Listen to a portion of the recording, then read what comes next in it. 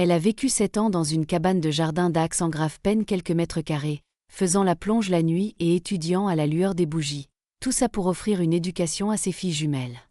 25 ans plus tard, elles sont revenues avec une surprise qui allait changer d'innombrables vies. Olivia Reynolds avait été une étudiante en médecine prometteuse, un avenir brillant s'ouvrait devant elle.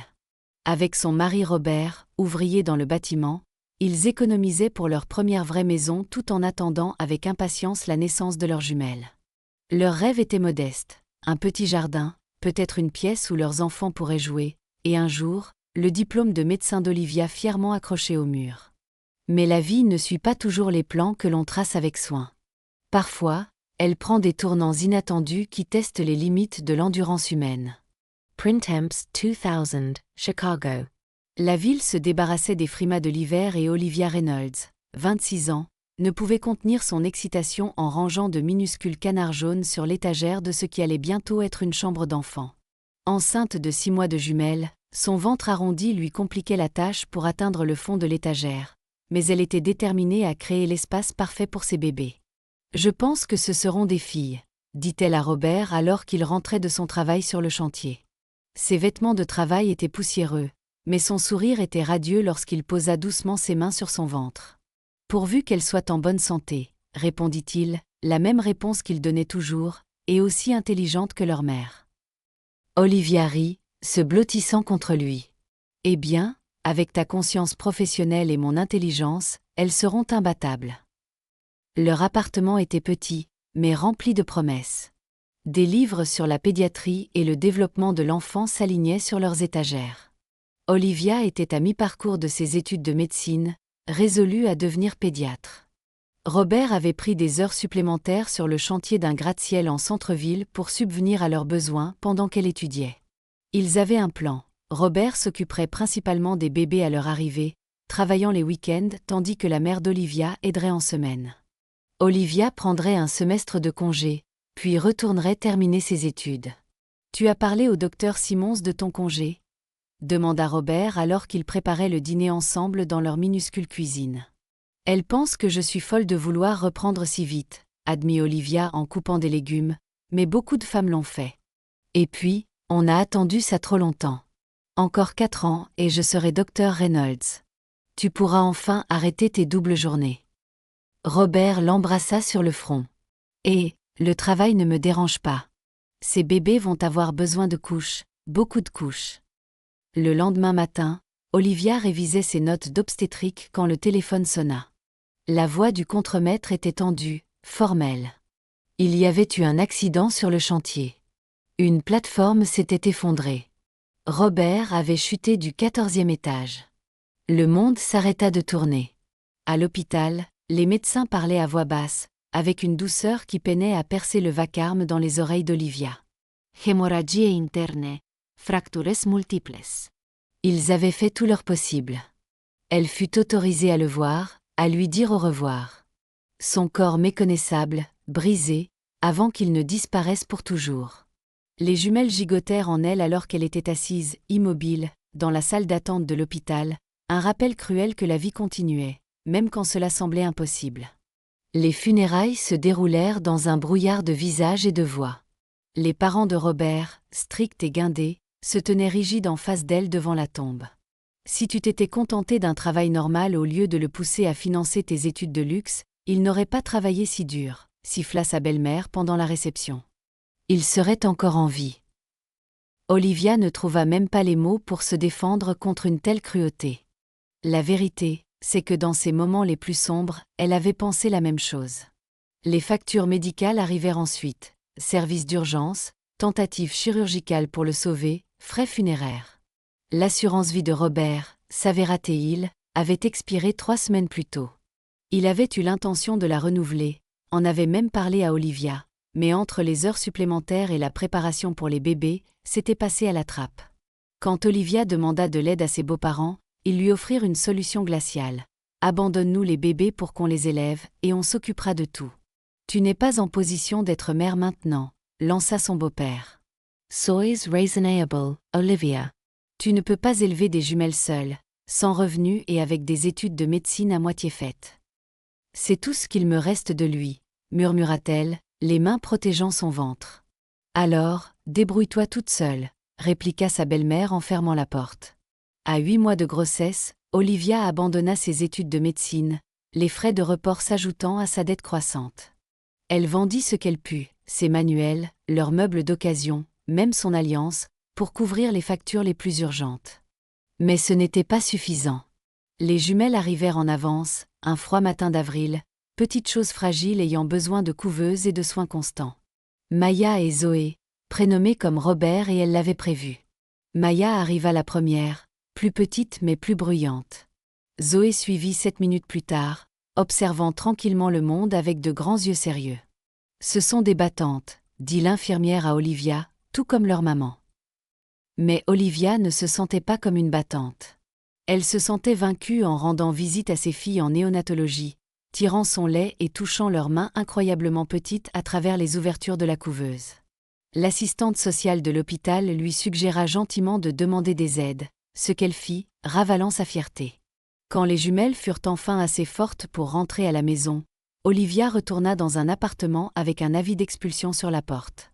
Le propriétaire avait été patient, mais sa patience avait des limites. Elle avait 30 jours. Chercher du travail avec des jumelles nouveau-nées s'avéra presque impossible. Les frais de garde d'enfants engloutiraient n'importe quel salaire de débutante qu'elle pourrait obtenir. Sans son diplôme, les cabinets médicaux ne l'embaucheraient que pour un poste d'accueil. Elle postula partout, magasins, restaurants, bureaux, transportant les jumelles dans une poussette double lors des entretiens, qui se terminaient généralement dès que les responsables voyaient les bébés. « Je peux travailler n'importe quand », disait-elle désespérément, « je peux m'arranger pour la garde. » Mais les sourires polis et les promesses vides de « on vous rappellera » disaient la vérité. Alors que la date d'expulsion approchait, Olivia emballa leurs quelques biens restants dans une poussette double d'occasion qu'elle avait trouvée dans une friperie. Sa mère était décédée 2 ans plus tôt d'un cancer, et son père vivait dans un établissement spécialisé pour troubles de la mémoire en Floride. Il n'y avait pas de famille vers qui se tourner, pas d'amis assez proches pour leur imposer des jumelles nouveau-nées. Un matin pluvieux de mai, Olivia poussa les jumelles et leurs affaires vers un foyer pour famille de l'autre côté de la ville. L'employé à l'accueil fut gentil mais direct. « Nous sommes complets pour l'instant, mais nous pouvons vous mettre sur liste d'attente. Cela pourrait prendre 2 semaines. » « Nous n'avons pas 2 semaines, » dit Olivia, retenant ses larmes. « Nous n'avons nulle part où aller ce soir. » L'employé passa quelques appels, leur trouvant un hébergement d'urgence pour 3 nuits dans le sous-sol d'une église. C'était bruyant, chaotique, et Olivia dormit à peine, gardant les jumelles près d'elle sur un matelas fin posé à même le sol. Pendant 2 semaines, elles passèrent d'un hébergement temporaire à l'autre, transportant tout ce qu'elles possédaient dans la poussette. Les jumelles, maintenant âgées de 2 mois, souffraient de coliques et étaient dépassées par les changements constants. Olivia tenait sur les nerfs, survivant grâce à la nourriture donnée et à sa détermination. C'est lors d'une promenade désespérée dans Westside Park qu'Olivia repéra la cabane abandonnée derrière un jardin communautaire envahi par les mauvaises herbes. Elle était petite, peut-être 2 mètres sur 3, avec un toit en pente et des fenêtres cassées. Mais elle avait des murs. Elle avait une porte. Elle offrait un abri. Regardant par-dessus son épaule, Olivia se fraya un chemin à travers le jardin enchevêtré pour l'examiner de plus près. Le cadenas sur la porte était rouillé et céda facilement quand elle le frappa avec une pierre. À l'intérieur, des outils de jardin pendaient à des murs écaillés et le plancher en bois était partiellement pourri dans un coin. Mais c'était vide, oublié. Ce soir-là, au lieu de retourner au foyer, Olivia amena les jumelles à la cabane. Elle enleva les toiles d'araignée et balaya le sol en terre battue avec un vieux balai trouvé à l'intérieur. Avec du carton récupéré dans une benne voisine, elle couvrit les fenêtres cassées. Elle changea les bébés sur une couverture propre étendue sur une brouette renversée, chantant doucement pour les empêcher de pleurer. « C'est juste temporaire », murmura-t-elle, bien qu'elle n'eût aucun plan au-delà de survivre un jour de pluie. Juste le temps que maman trouve une solution. Au cours de la semaine suivante, Olivia récupéra des matériaux pour rendre la cabane plus habitable. Elle trouva des bâches en plastique jetées derrière un magasin de bricolage pour réparer le toit qui fuyait. Une caisse de lait abandonnée devint une table improvisée. Elle fabriqua un lit avec des cartons aplatis et les couvertures des jumelles. L'eau provenait d'un robinet dans le jardin. Pour les besoins naturels, elle utilisait les toilettes publiques d'une bibliothèque voisine pendant la journée et un seau dans la cabane la nuit. Elle lavait les quelques vêtements des jumelles dans le lavabo de la bibliothèque et les séchait sur des buissons derrière la cabane. Chaque amélioration était une petite victoire dans une guerre qu'elle craignait de perdre. Les jumelles grandissaient, ayant besoin de plus de lait qu'elles ne pouvaient en produire. Le lait maternisé coûtait cher, même avec les aides, et l'hiver finirait par arriver. La cabane, avec ses murs fins et son toit rapiécé, serait glaciale. 2 semaines après leur installation, Olivia se réveilla en trouvant un homme âgé, asiatique, debout à l'entrée de la cabane, l'observant avec des yeux curieux. Elle sursauta, serrant les jumelles contre elle. « S'il vous plaît, dit-elle immédiatement, nous n'avons nulle part où aller. Je vais nettoyer, je laisserai l'endroit plus propre que je ne l'ai trouvé. Donnez-nous juste un peu de temps. » L'homme ne dit rien, continuant simplement d'observer sa maison improvisée, les affaires de bébé soigneusement organisées, le sol balayé, les fenêtres rapiécées. « C'est mon jardin, dit-il finalement, son accent prononcé mais ses mots précis. Je m'appelle Takashi Nakamura. Le cœur d'Olivia es serra. Je suis désolé, monsieur Nakamura. Nous partirons tout de suite. Il leva une main burinée. Non, non. Je n'ai pas dit de partir. Il regarda les jumelles endormies. Bébé besoin maison. J'essaie de trouver quelque chose, expliqua Olivia, les larmes aux yeux. C'est juste difficile avec 2 bébés et pas encore de travail. M. Nakamura hocha la tête, pensif. Jardin besoin aide. Mauvaise herbe pousse trop vite pour vieil homme. Vous aidez jardin, vous restez cabane. Olivia avait peine à croire ce qu'elle entendait. Vous nous laisseriez rester? Je peux vraiment aider avec le jardin. Je peux nettoyer, réparer des choses. Jardin d'abord, dit-il fermement. 4 heures chaque jour. Reste du temps, vous trouvez travail, occupez bébé. Merci, murmura Olivia, les larmes coulant maintenant librement. Merci beaucoup. Monsieur Nakamura s'inclina légèrement. Tout le monde besoin aide parfois. Avant de partir, il fouilla dans sa poche et en sortit une petite clé en laiton. Nouveau cadenas. Vous gardez cabane en sécurité. Après son départ, Olivia serra les jumelles contre elle, leur chuchotant à travers des larmes de joie. Vous avez entendu? Nous avons une maison maintenant. Ce n'est pas grand-chose, mais c'est à nous. Et maman va l'améliorer, promis. Fidèle à sa parole, Olivia travaillait au jardin chaque matin, les jumelles dormant dans une tente d'ombre improvisée qu'elle avait construite à proximité. Monsieur Nakamura lui apprit quelles plantes étaient des mauvaises herbes et lesquelles étaient de précieux légumes. Sous sa direction, le jardin prospéra, et avec lui, un nouvel espoir fragile dans le cœur d'Olivia. Alors que l'été mûrissait en automne, Olivia établit une routine précaire. Les matinées étaient consacrées au jardin avec monsieur Nakamura, qui révéla lentement des bribes de sa propre histoire. Il était venu en Amérique après la Seconde Guerre mondiale, avait monté une petite entreprise de paysagisme et acheté ce terrain pour un jardin communautaire après sa retraite. Sa femme était décédée 10 ans plus tôt, et son fils vivait en Californie, trop occupé par sa carrière dans la tech pour lui rendre visite souvent. « Vous me rappelez ma fille », lui dit-il un matin alors qu'il récoltait des tomates. « Elle était forte comme vous. Le cancer l'a emportée jeune. »« Je suis désolée, » dit Olivia, comprenant la perte d'une manière qu'elle n'avait jamais connue auparavant. Il haussa les épaules, le mouvement portant des décennies de douleurs endurées. La fille continue. Nous les honorons en vivant bien. Le travail au jardin assurant leur abri, Olivia se concentra sur la recherche d'un revenu. La percée vint lorsqu'elle repéra une pancarte « Recherche personnelle » à la fenêtre d'un dîner ouvert 24h24, à 10 pâtés de maison. La gérante, une femme débordée nommée Darlene, parut sceptique quand Olivia se renseigna sur le service de nuit. « J'ai 2 bébés, admit Olivia d'emblée, mais je peux travailler de minuit à 8 heures. Elles dorment bien maintenant. »« Et pour la garde ?» demanda Darlene, les bras croisés. Olivia hésita. La vérité, qu'elle prévoyait d'amener les jumelles endormies avec elle, mettrait sûrement fin à l'entretien. Mais elle n'avait plus d'option. « Je n'ai pas de garde, » admit-elle, mais j'espérais, si elles pouvaient dormir dans l'arrière-salle. « Elles sont calmes, promis. » je peux les surveiller entre les tables. Elle s'attendait à un refus immédiat. Au lieu de cela, Darlene l'étudia un long moment. Ma mère servait aux tables avec moi dormant sous le comptoir quand j'étais petite, dit-elle finalement. Les services de nuit, c'est dur à pourvoir. Vous commencez demain. Mais au premier problème avec les inspecteurs sanitaires ou les plaintes des clients, c'est fini. Olivia avait envie de la serrer dans ses bras mais se contenta d'une poignée de main reconnaissante.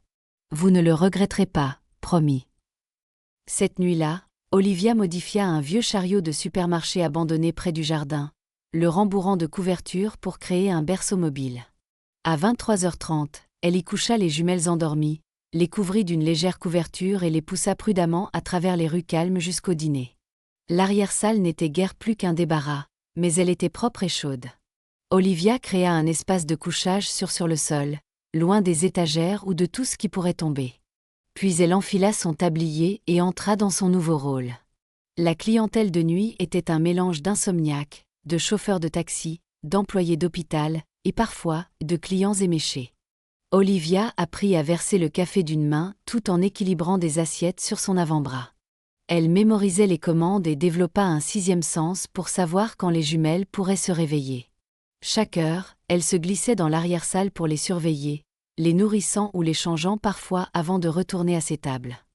Les pourboires étaient modestes mais s'additionnaient. Son premier salaire lui parut une fortune, bien qu'il couvrît à peine le lait maternisé et les couches. Pourtant, c'était un revenu, le premier pas vers la stabilité. Alors que les jumelles atteignaient 6 mois. Olivia remarqua leur vivacité, leur curiosité pour le monde malgré leurs circonstances. Elle était déterminée à ce qu'elles aient une stimulation intellectuelle et une éducation précoce. Elle commença à collecter des matériaux mis au rebut, cartons, récipients en plastique propre, bouchons de bouteilles, et créa des jouets simples et des jeux d'apprentissage. Elle fabriquait des cartes mémoire avec des boîtes d'emballage alimentaire, apprenant aux filles les couleurs et les formes. Elle chantait des chansons éducatives dont elle se souvenait de sa propre enfance et narrait tout ce qu'elle faisait, enrichissant leur vocabulaire. La nuit, dans la cabane, elle leur montrait des livres d'images récupérés parmi les rebuts de la bibliothèque, pointant les animaux et les lettres. A comme abeille, disait-elle en montrant l'illustration fanée, B comme ballon. La cabane elle-même se transformait lentement. Olivia avait rapiécé les murs avec du bois de récupération et tapissé l'intérieur de carton et de papier journal pour l'isolation.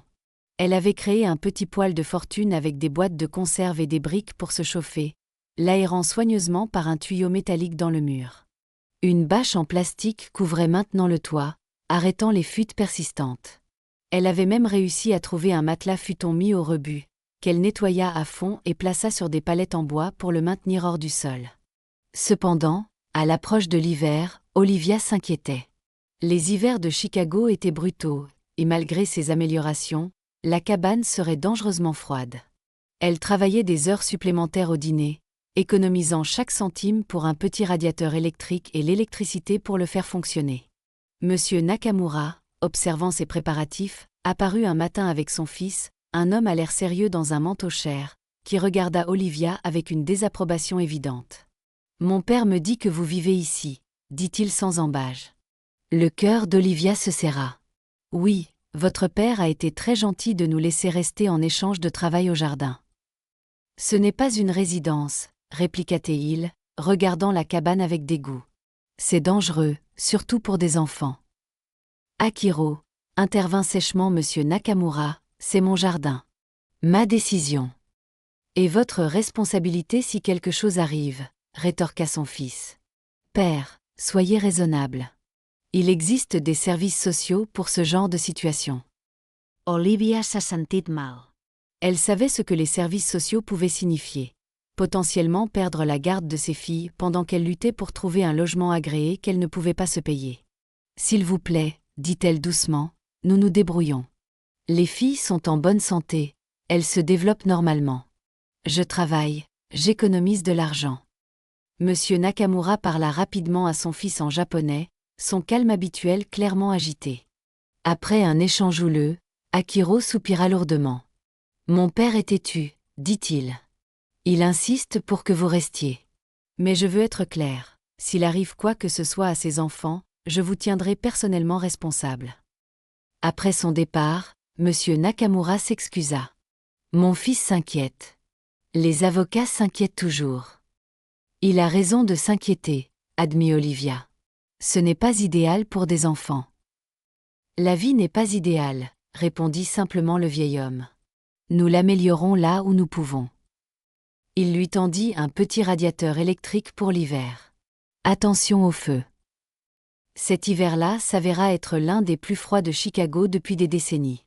Le radiateur aidait, mais Olivia rembourrait toujours la cabane avec tous les matériaux isolants qu'elle pouvait trouver. Les nuits les plus froides, lorsque les températures chutaient en dessous de zéro, elle ne pouvait pas rester dans la cabane. Au lieu de cela, Olivia emmenait les jumelles à la bibliothèque ouverte 24h24 jusqu'à la fermeture, puis à son service au dîner, où Darlene les laissait parfois dormir dans la banquette la plus éloignée de la porte jusqu'au matin. C'est lors d'une de ces nuits glaciales à la bibliothèque qu'Olivia rencontra Harriet Washington. Une bibliothécaire à la retraite qui faisait encore du bénévolat le soir. Elle remarqua Olivia lisant des livres d'images aux jumelles, observant ses expressions animées et les jeux éducatifs qu'elle faisait avec elle. « Vous êtes douée avec elle », commenta Harriet en s'asseyant à leur table. La plupart des parents plantent juste leurs enfants devant les ordinateurs. Olivia Surratt, fatiguée. Je veux qu'elles aiment apprendre. Les livres, surtout. Eh bien, vous faites ce qu'il faut. Leur capacité d'attention est remarquable pour leur âge. Harriet se présenta, et au fil des semaines suivantes, elle commença à mettre de côté des livres spéciaux pour les jumelles et à offrir à Olivia des conseils sur l'éducation de la petite enfance. Ce qu'Olivia ne réalisait pas, c'est qu'Harriet avait également remarqué la même famille arrivant chaque soir avec un chariot plein d'affaires, restant jusqu'à la fermeture, puis disparaissant dans la nuit. Elle avait noté la légère odeur de renfermé de leurs vêtements, le rationnement soigneux des encas, la façon dont Olivia lavait les jumelles dans les toilettes publiques. Un soir, alors que l'heure de la fermeture approchait et qu'un blizzard faisait rage dehors, Harriet s'approcha de leur table. « J'habite à 2 rues d'ici, dit-elle nonchalamment. Ma chambre d'amis est petite, mais il y a un lit double. Vous êtes les bienvenus pour la nuit. Ce temps n'est pas fait pour mettre quelqu'un dehors. » Olivia hésita, la fierté luttant contre la nécessité pratique. Le vent hurlait dehors et l'idée de pousser les jumelles à travers les congères jusqu'au dîner la décida. Juste pour ce soir, accepta-t-elle. Merci. L'appartement d'Harriet était chaud et rempli de livres, exactement comme Olivia avait imaginé la maison d'une bibliothécaire. La chambre d'amis était minuscule mais propre, avec du papier peint floral délavé et un couvre-lit en patchwork sur le lit. Après avoir installé les jumelles, Olivia rejoignit Harriet pour un thé dans la cuisine. « Vous n'avez pas de logement stable, n'est-ce pas ?» demanda Harriet, directement mais gentiment. Olivia fixa sa tasse de thé. « Non, mais nous nous débrouillons. »« Où logez-vous, si ce n'est pas indiscret ?» Après une longue pause, Olivia lui parla de la cabane, de M. Nakamura, du travail au dîner. Elle s'attendait à un jugement ou à une leçon de morale, mais Harriet écouta simplement, posant occasionnellement des questions pratiques. « Et quel est votre plan à long terme ?» demanda-t-elle finalement. « Économiser assez pour une caution d'appartement. Peut-être obtenir mon diplôme d'aide-soignante. C'est plus court que de finir mes études de médecine. Quelque chose pour avoir un meilleur revenu. » Harriet hocha la tête, pensive. « L'éducation n'est jamais perdue. Et vos filles, elles sont brillantes. Je le vois déjà. » Pendant cette semaine de blizzard, Olivia et les jumelles restèrent chez Harriet, nouant une amitié qui s'avérait vitale. Harriet, sans enfant mais avec un cœur d'enseignante, commença à collecter du matériel d'apprentissage précoce pour les jumelles. Elle montra à Olivia comment créer des plans de leçons adaptés à leur développement et proposa de les surveiller occasionnellement quand Olivia devait régler des affaires peu adaptées au bébé. « Vous me rappelez ma sœur cadette », lui dit Harriet. Elle était aussi mère célibataire. Elle s'est tuée à la tâche pour donner des opportunités à son fils. Il est médecin maintenant. Au printemps, les jumelles rampaient et babillaient, pile dans les temps malgré leur vie non conventionnelle. Olivia continuait ses services de nuit au dîner tout en travaillant au jardin pendant la journée. La cabane, maintenant équipée d'étagères de récupération et d'affaires de bébés soigneusement organisées, ressemblait autant à une maison que leurs circonstances le permettaient. Mais le travail constant et le stress faisaient des ravages. Olivia avait perdu du poids qu'elle ne pouvait pas se permettre de perdre. Elle attrapait tous les rhumes que les jumelles ramenaient, chacun durant plus longtemps qu'il n'aurait dû. Un matin de juin, en désherbant les plants de tomates de M. Nakamura, le monde bascula soudainement. Elle l'entendit appeler son nom alors que l'obscurité l'envahissait. Elle se réveilla dans un lit d'hôpital, une perfusion au bras, Harriet assise à côté d'elle, lui tenant la main. « Les jumelles ?» demanda immédiatement Olivia, essayant de s'asseoir. « Vont bien », l'assura Harriet. « Elles sont avec M. Nakamura et sa belle-fille. Ne t'inquiète pas. » Le médecin diagnostiqua épuisement, anémie et malnutrition. « Vous fonctionnez à vide », lui dit-il sans ambages. « Votre corps ne peut pas soutenir ce rythme sans une nutrition et un repos adéquats. »« Je n'ai pas le choix », répondit Olivia. « Alors vous devez en faire un, » dit-il, avant que vos filles ne perdent aussi leur mère. Pendant son séjour de 3 jours à l'hôpital, Olivia eut le temps de réfléchir, vraiment réfléchir au-delà de la survie au jour le jour.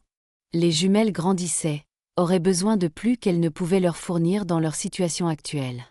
Elle avait besoin d'un meilleur travail, ce qui signifiait plus d'études. Quand Harriet lui rendit visite, Olivia partagea sa prise de conscience « Je dois retourner aux études ». Harriet ne parut pas surprise.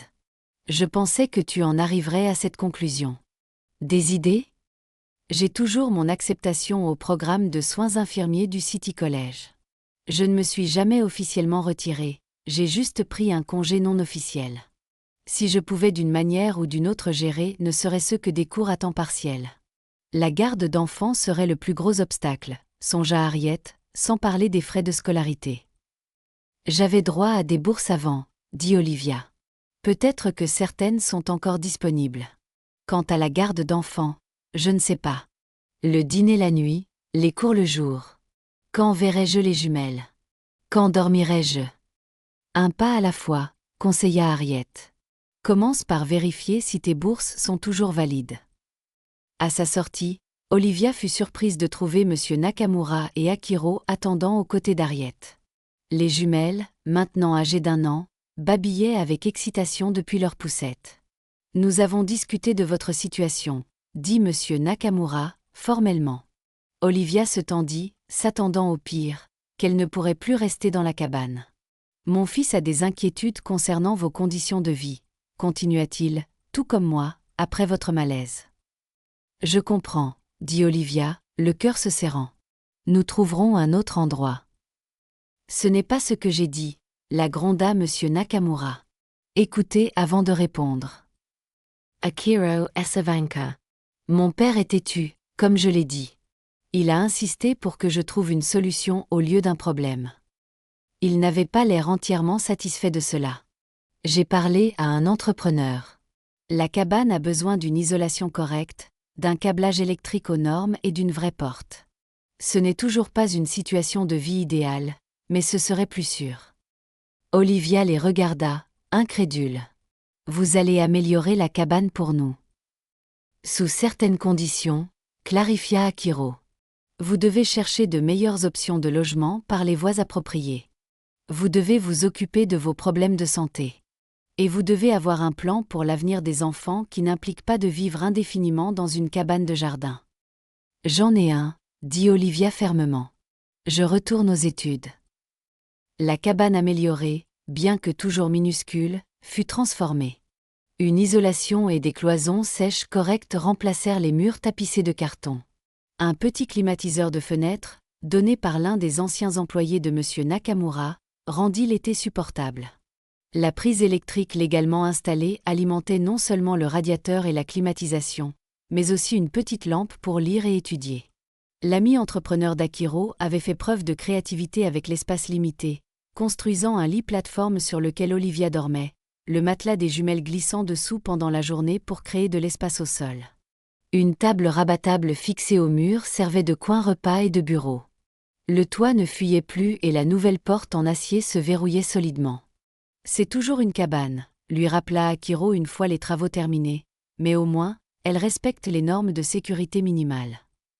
Pour Olivia, cela ressemblait à un palais. Leur situation de vie stabilisée, Olivia se concentra sur l'éducation, celle des jumelles et la sienne. Une visite à l'université confirma que sa bourse d'études pouvait être partiellement rétablie si elle maintenait d'excellentes notes. Le programme de soins infirmiers proposait des cours du soir, ce qui lui permettrait de garder son travail de nuit au dîner.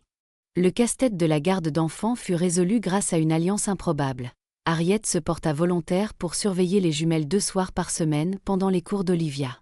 Pour un 3e soir, la belle-fille de M. Nakamura, Yuki, qui s'était adoucie envers Olivia après l'intervention de son mari, proposa son aide. Le cours restant serait un cours en ligne qu'Olivia pourrait suivre pendant la sieste des jumelles. En septembre, alors que les jumelles avaient 18 mois, Olivia entra au programme de soins infirmiers. Elle assista à la journée d'orientation vêtue d'une tenue soigneusement chinée, ses manuels d'occasion achetés avec l'argent qu'elle avait économisé tout l'été. Ses camarades de classe étaient pour la plupart plus jeunes, vivant chez leurs parents ou avec des partenaires, se plaignant de charges de travail qui semblaient luxueusement légères à Olivia. Son emploi du temps était éreintant. Les matinées étaient consacrées aux activités éducatives des jumelles, promenade au parc, visite à la bibliothèque pour l'heure du conte. Les après-midi étaient pour étudier pendant leur sieste, suivis de la préparation du dîner et de la préparation des filles pour la personne qui les surveillait ce soir-là. 3 nuits par semaine, elle assistait aux cours de 18h à 21h, puis se rendait directement à son service au dîner jusqu'à 6h du matin. Elle retournait à la cabane, dormait 3 heures pendant que M. Nakamura surveillait les filles dans le jardin, puis recommençait le cycle. La 4e nuit, elle travaillait son service au dîner tout en étudiant pendant les périodes creuses. La 5e nuit était entièrement consacrée aux jumelles, bien qu'elle s'endormît souvent à côté d'elle, les manuels ouverts sur ses genoux.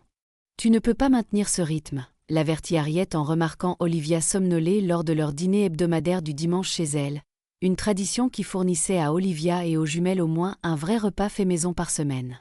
« Juste jusqu'à ce que je termine le programme », insista Olivia. 2 ans, puis je serai infirmière diplômée. Le salaire de départ est 3 fois supérieur à ce que je gagne au dîner. Si tu ne t'effondres pas à nouveau d'ici là, marmonna Harriet. Malgré l'emploi du temps exténuant, Olivia s'épanouit scolairement. La matière lui venait facilement, une grande partie lui étant familière de ses précédentes études de médecine. Son expérience pratique en tant que mère lui donnait un avantage dans les discussions sur les soins pédiatriques. Les professeurs notaient son travail exceptionnel, bien qu'ils dussent parfois la réveiller lorsqu'elle s'assoupissait pendant les cours. Les jumelles, pendant ce temps, se développaient en petites filles vives et curieuses. Leur vocabulaire s'enrichissait rapidement, en partie grâce à la narration constante d'Olivia de tout ce qui les entourait et en partie grâce aux activités d'apprentissage structurées d'Harriet. À 2 ans, elle pouvait identifier toutes leurs couleurs, compter jusqu'à 20 et reconnaissait un nombre surprenant de mots écrits. « Elles sont assez avancées », nota Harriet un après-midi alors que Maya identifiait correctement les animaux dans un livre d'images tandis que Zoé rangeait des blocs par taille. Surtout compte tenu de leurs circonstances. « Je ne veux pas qu'elle soit limitée par notre situation, » dit Olivia, les regardant avec une fierté féroce. « Elle mérite toutes les opportunités. »« As-tu pensé à la maternelle ?» Het Start d'Exzellenzprogrammes. Olivia soupira. « J'ai regardé. Le programme le plus proche a une liste d'attente de 2 ans. À moins d'avoir un statut prioritaire. » Le statut prioritaire était généralement accordé aux enfants ayant des besoins spéciaux documentés ou à ceux du système de placement familial. Les filles d'Olivia, malgré leur situation de logement, ne remplissaient pas les conditions pour un placement immédiat. « C'est ridicule », maugréa Harriet. Ces filles bénéficieraient énormément d'une éducation précoce structurée. « Je sais. Je suis sur toutes les listes d'attente du comté. Pour l'instant, je continuerai à leur enseigner moi-même. » Alors que sa première année d'école d'infirmière progressait, Olivia maintenait sa moyenne générale parfaite malgré une fatigue accablante. Elle perdit le compte du nombre de dissertations écrites entre minuit et 5 heures du matin au comptoir du dîner, ou du nombre de fiches de révision qu'elle consultait pendant que les jumelles jouaient à ses pieds. Le sommeil devint un luxe dont elle se souvenait à peine. Les jumelles eurent 3 ans, puis 4. Elles grandissaient plus vite que ce qu'Olivia pouvait remplacer en vêtements. La cabane, autrefois spacieuse pour une femme avec des nourrissons, devint exiguë pour une mère avec des enfants d'âge préscolaire actif. Elle passait autant de temps que possible à l'extérieur, dans le jardin, à la bibliothèque, lors d'événements communautaires gratuits, pour contrer l'exiguïté de leur maison. C'est lors d'une heure du conte à la bibliothèque qu'Olivia entendit parler pour la première fois de la Westside STEM Academy, une école primaire publique spécialisée pour les enfants doués intéressés par les sciences et les mathématiques. La bibliothécaire mentionna qu'elle acceptait les candidatures pour la classe de maternelle de la rentrée suivante. C'est assez sélectif, dit la bibliothécaire aux parents, mais ils offrent des opportunités incroyables. Laboratoire de sciences complet, mathématiques avancées, cours de codage dès la maternelle. Olivia observa Maya et Zoé pendant l'heure du conte. Maya comptait les ours dans l'histoire avant que la bibliothécaire n'annonce le nombre. Zoé étudiait la structure du livre, posant des questions sur l'auteur et l'illustrateur. Toutes deux montraient des inclinations académiques naturelles qu'Olivia reconnaissait de sa propre enfance. Ce soir-là, elle fit des recherches sur la STEM Academy en ligne à la bibliothèque. L'école était en effet sélective, exigeant des tests et des entretiens. Mais elle était publique, gratuite pour les résidents du district, et son programme de journée prolongée allait de 7h à 18h, ce qui permettrait à Olivia de prendre des heures supplémentaires de jour au dîner ou dans un cadre clinique, comme l'exigeait son programme d'infirmière. Le processus de candidature s'avéra difficile. Il demandait une adresse permanente, la cabane de jardin ne qualifierait pas, des informations sur l'emploi et les dossiers scolaires antérieurs des enfants. Bien que les jumelles aient reçu tous leurs vaccins obligatoires par le biais de cliniques gratuites, elles n'avaient aucune expérience formelle de la maternelle. « Utilise mon adresse », proposa Harriet quand Olivia expliqua le dilemme. « Je suis dans les limites du district. » Ce serait mentir, hésita Olivia. Ce serait donner à ces brillantes petites filles une chance de se battre, rétorqua Harriet. D'ailleurs, tu es ici 3 jours par semaine pour le dîner et les leçons. C'est pratiquement une deuxième maison. Avec l'adresse d'Harriet sur la candidature, les jumelles obtinrent des rendez-vous pour les tests.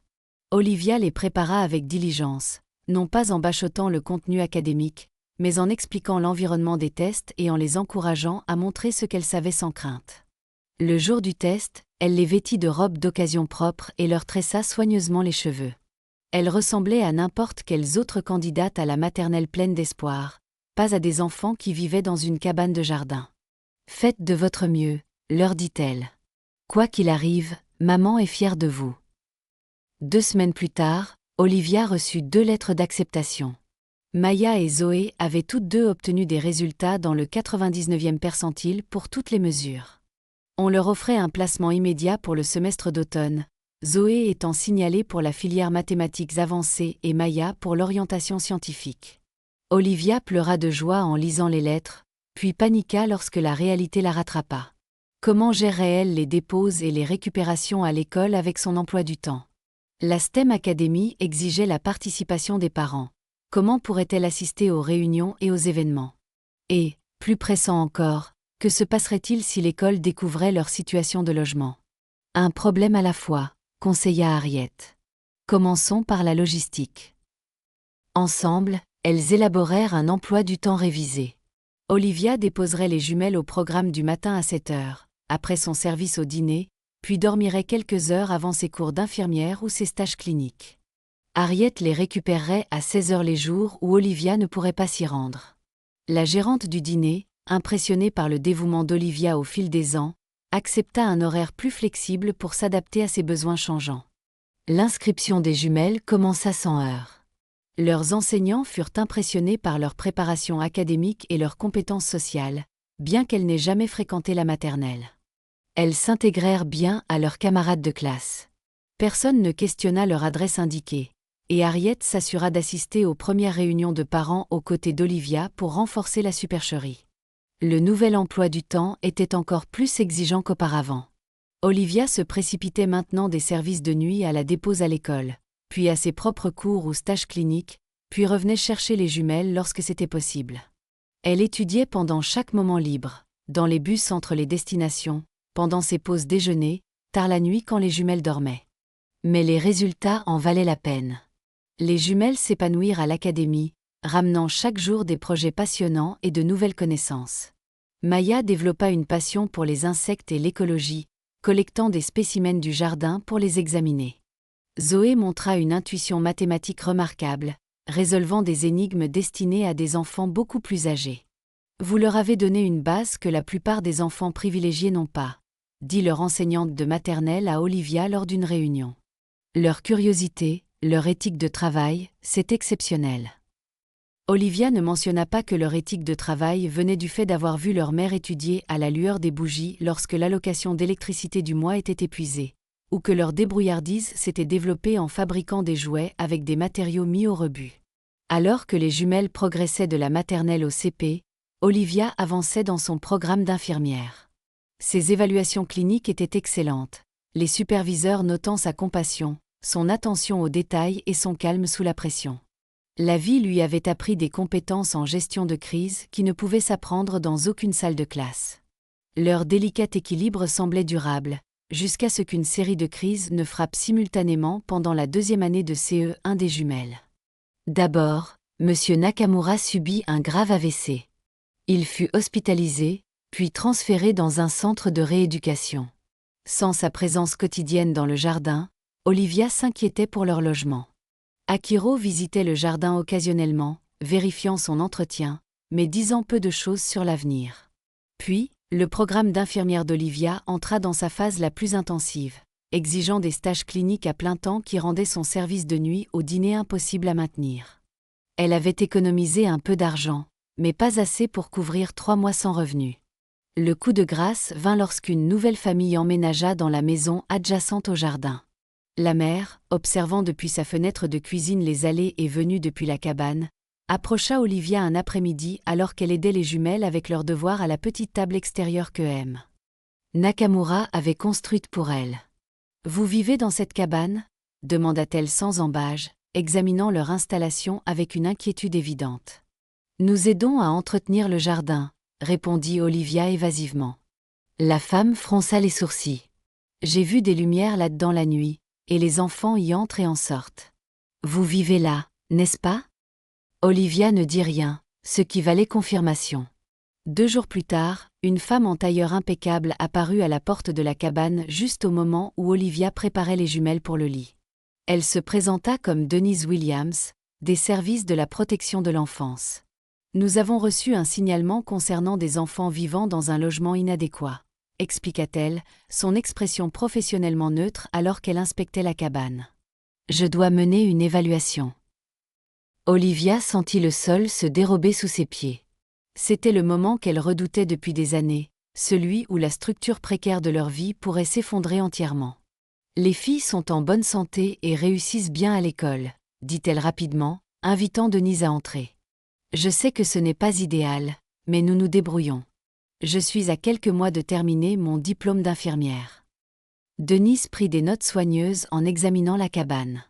Elle nota la propreté, le matériel scolaire organisé, la petite étagère de livres.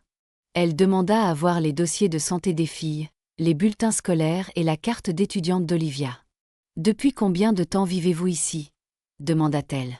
« Presque 7 ans, » admit Olivia. « Depuis que les jumelles ont 2 mois. » Les sourcils de Denise se haussèrent.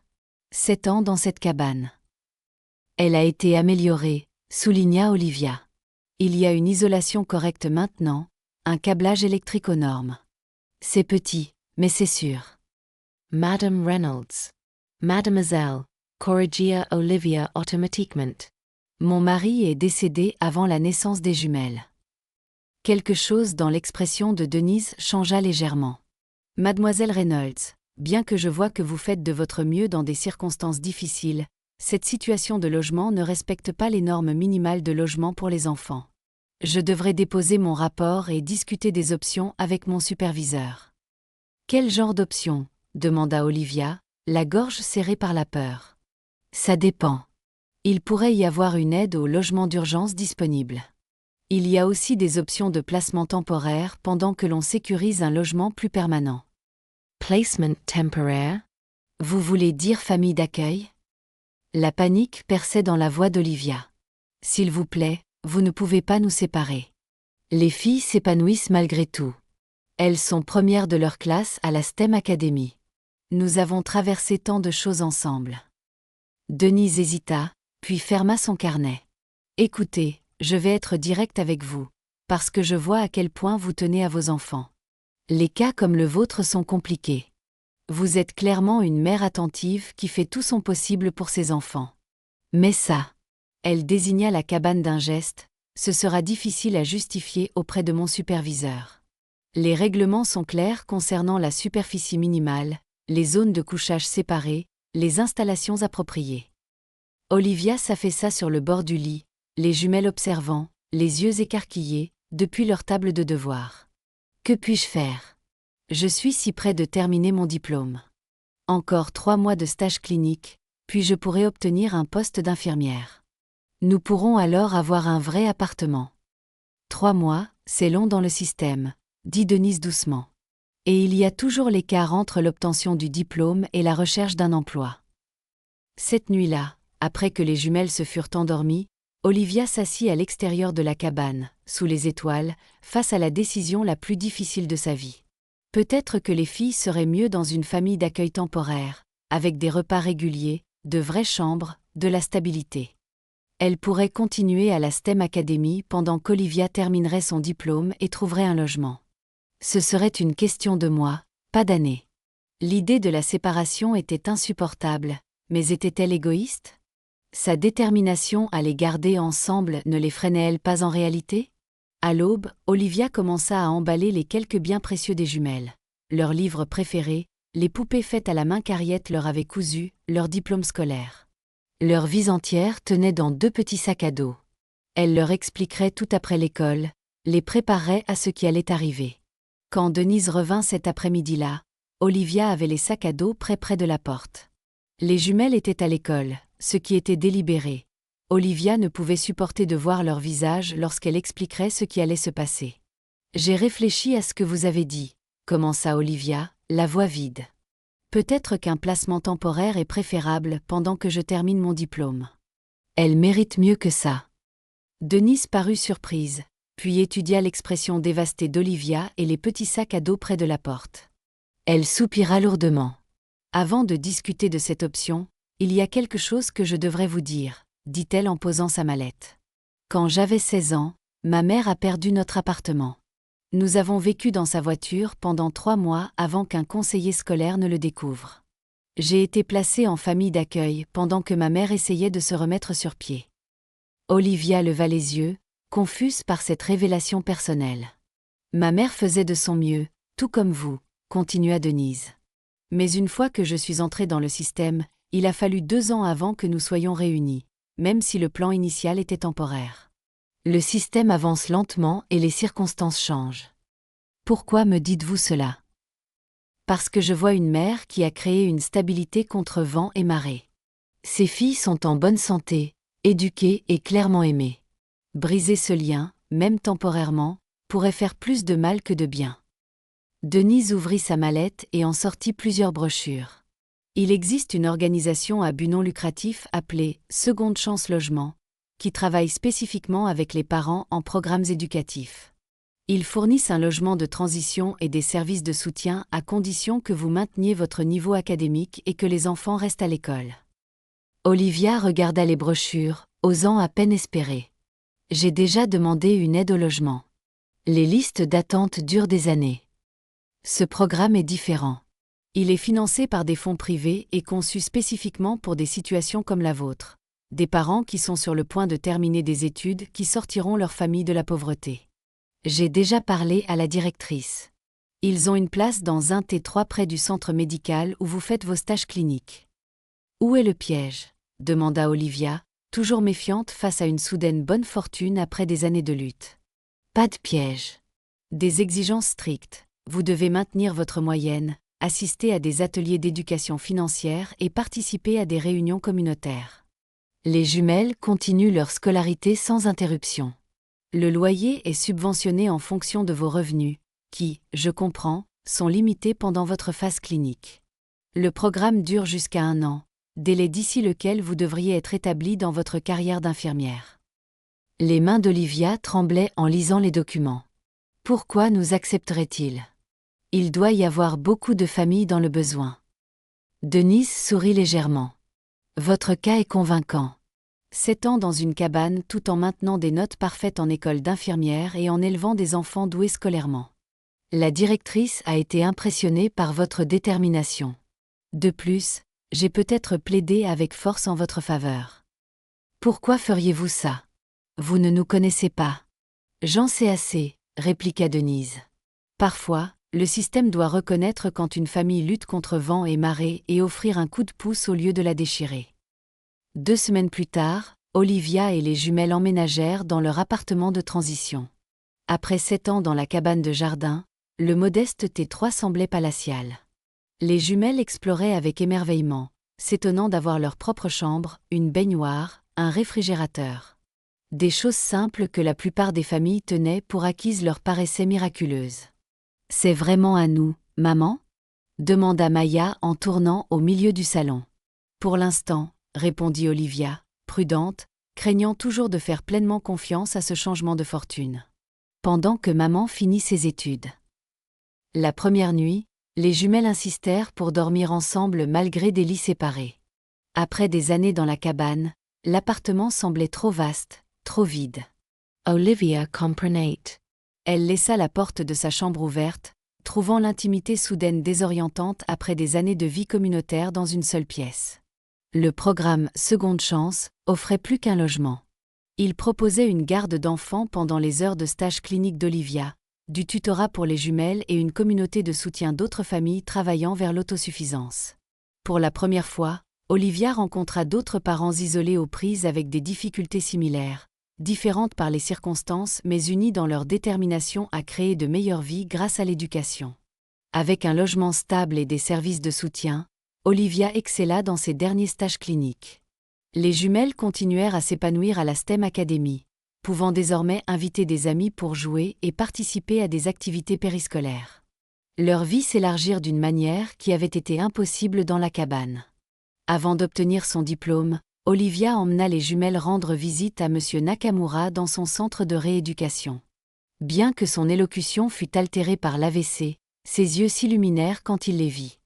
Les jumelles lui montrèrent leur projet scolaire et lui parlèrent de leur nouvel appartement. « Jardin vous manque », dit-il avec difficulté, tenant la main d'Olivia. « Il nous manque aussi », répondit-elle, les larmes aux yeux.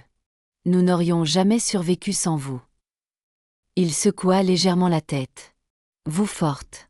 Auriez trouvé chemin. » Quand Olivia obtint son diplôme d'infirmière avec mention, son réseau de soutien remplit 2 rangées de sièges. Harriet, Darlene du dîner, Denise, le personnel de Seconde Chance, et même Akiro et sa femme.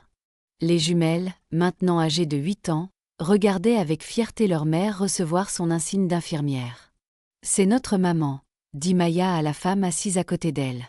Elle étudiait tous les soirs après qu'on se soit couché, même quand il n'y avait plus d'électricité, ajouta Zoé, laconique. Elle utilisait des bougies. Moins d'1 mois après son diplôme, Olivia obtint un poste à l'hôpital Mercy, dans l'unité pédiatrique. Le salaire, bien que de débutante, était plus élevé que tout ce qu'elle avait jamais gagné. Suivant la formation en éducation financière de Seconde Chance, elle établit un budget qui incluait l'épargne pour une caution pour leur propre appartement lorsque leur année en logement de transition prendrait fin. Alors que les jumelles terminaient leur CE1, leurs enseignants les recommandèrent pour le programme accéléré de l'académie destiné aux élèves exceptionnellement doués. Cela comprendrait un mentorat spécialisé, des cours avancés et des opportunités d'enrichissement estival. Les 2 filles montrent une aptitude remarquable, expliqua le directeur du programme lors d'une réunion. Le raisonnement scientifique de Maya est en avance de plusieurs années sur son niveau scolaire, et les capacités mathématiques de Zoé sont franchement étonnantes. Nous pensons qu'elle bénéficierait d'un programme plus exigeant. Qu'est-ce que cela signifierait concrètement ? Demanda Olivia, consciente de leur situation financière encore précaire. Le programme avancé comprend des sorties scolaires, du matériel spécialisé et la participation à un institut d'été. Il y a des frais, bien que des bourses soient disponibles. Même avec des bourses, les coûts supplémentaires pèseraient sur le budget serré d'Olivia. Pourtant, elle ne pouvait supporter de limiter le potentiel des jumelles après tout ce qu'elles avaient surmonté. « Elles participeront », décida-t-elle. « Je ferai en sorte que ça marche. » Et elle le fit, prenant des gardes supplémentaires le week-end à l'hôpital pour couvrir les dépenses additionnelles. L'éducation des jumelles restait sa priorité absolue, le centre non négociable autour duquel toutes les autres décisions tournaient. À la fin de leur année en logement de transition, Olivia avait économisé assez pour une caution sur un modeste T3 près de l'hôpital. Ce n'était pas dans le quartier le plus désirable, mais c'était propre, sûr et, surtout, à elle, sécurisé par un bail en bonne et due forme au nom d'Olivia. Le jour du déménagement fut doux amer. Le programme « Seconde chance » leur avait apporté la stabilité quand elles en avaient le plus besoin. Mais Olivia était fière de franchir cette étape vers une véritable indépendance. En déballant leurs affaires encore maigres, elle réfléchit au chemin parcouru depuis la cabane de jardin. « C'est vraiment notre maison ?» demanda Zoé en rangeant ses livres sur une étagère d'occasion. « Oui, ma chérie, vraiment à nous. Personne ne peut nous faire partir tant que nous payons le loyer. »« On peut peindre mon mur en bleu ?» demanda Maya, toujours la plus audacieuse des jumelles. Olivia rit. « On peut vérifier le bail, mais probablement oui, dans la limite du raisonnable. » Cette nuit-là, alors que les jumelles dormaient dans leur chambre, préférant toujours partager malgré l'espace pour des lits séparés, Olivia s'assit sur son petit balcon, regardant les lumières de la ville. Pour la première fois depuis près d'une décennie, elle s'autorisa à croire vraiment qu'elles avaient traversé le pire. Elles avaient une vraie maison, elle avait une carrière, et les jumelles recevaient l'éducation qu'elles méritaient. La cabane de jardin qui les avait abritées pendant 7 ans était derrière elles maintenant, un chapitre clos. Du moins, c'est ce qu'elle pensait. Les 4 années suivantes apportèrent une stabilité dont Olivia n'avait autrefois que rêvé.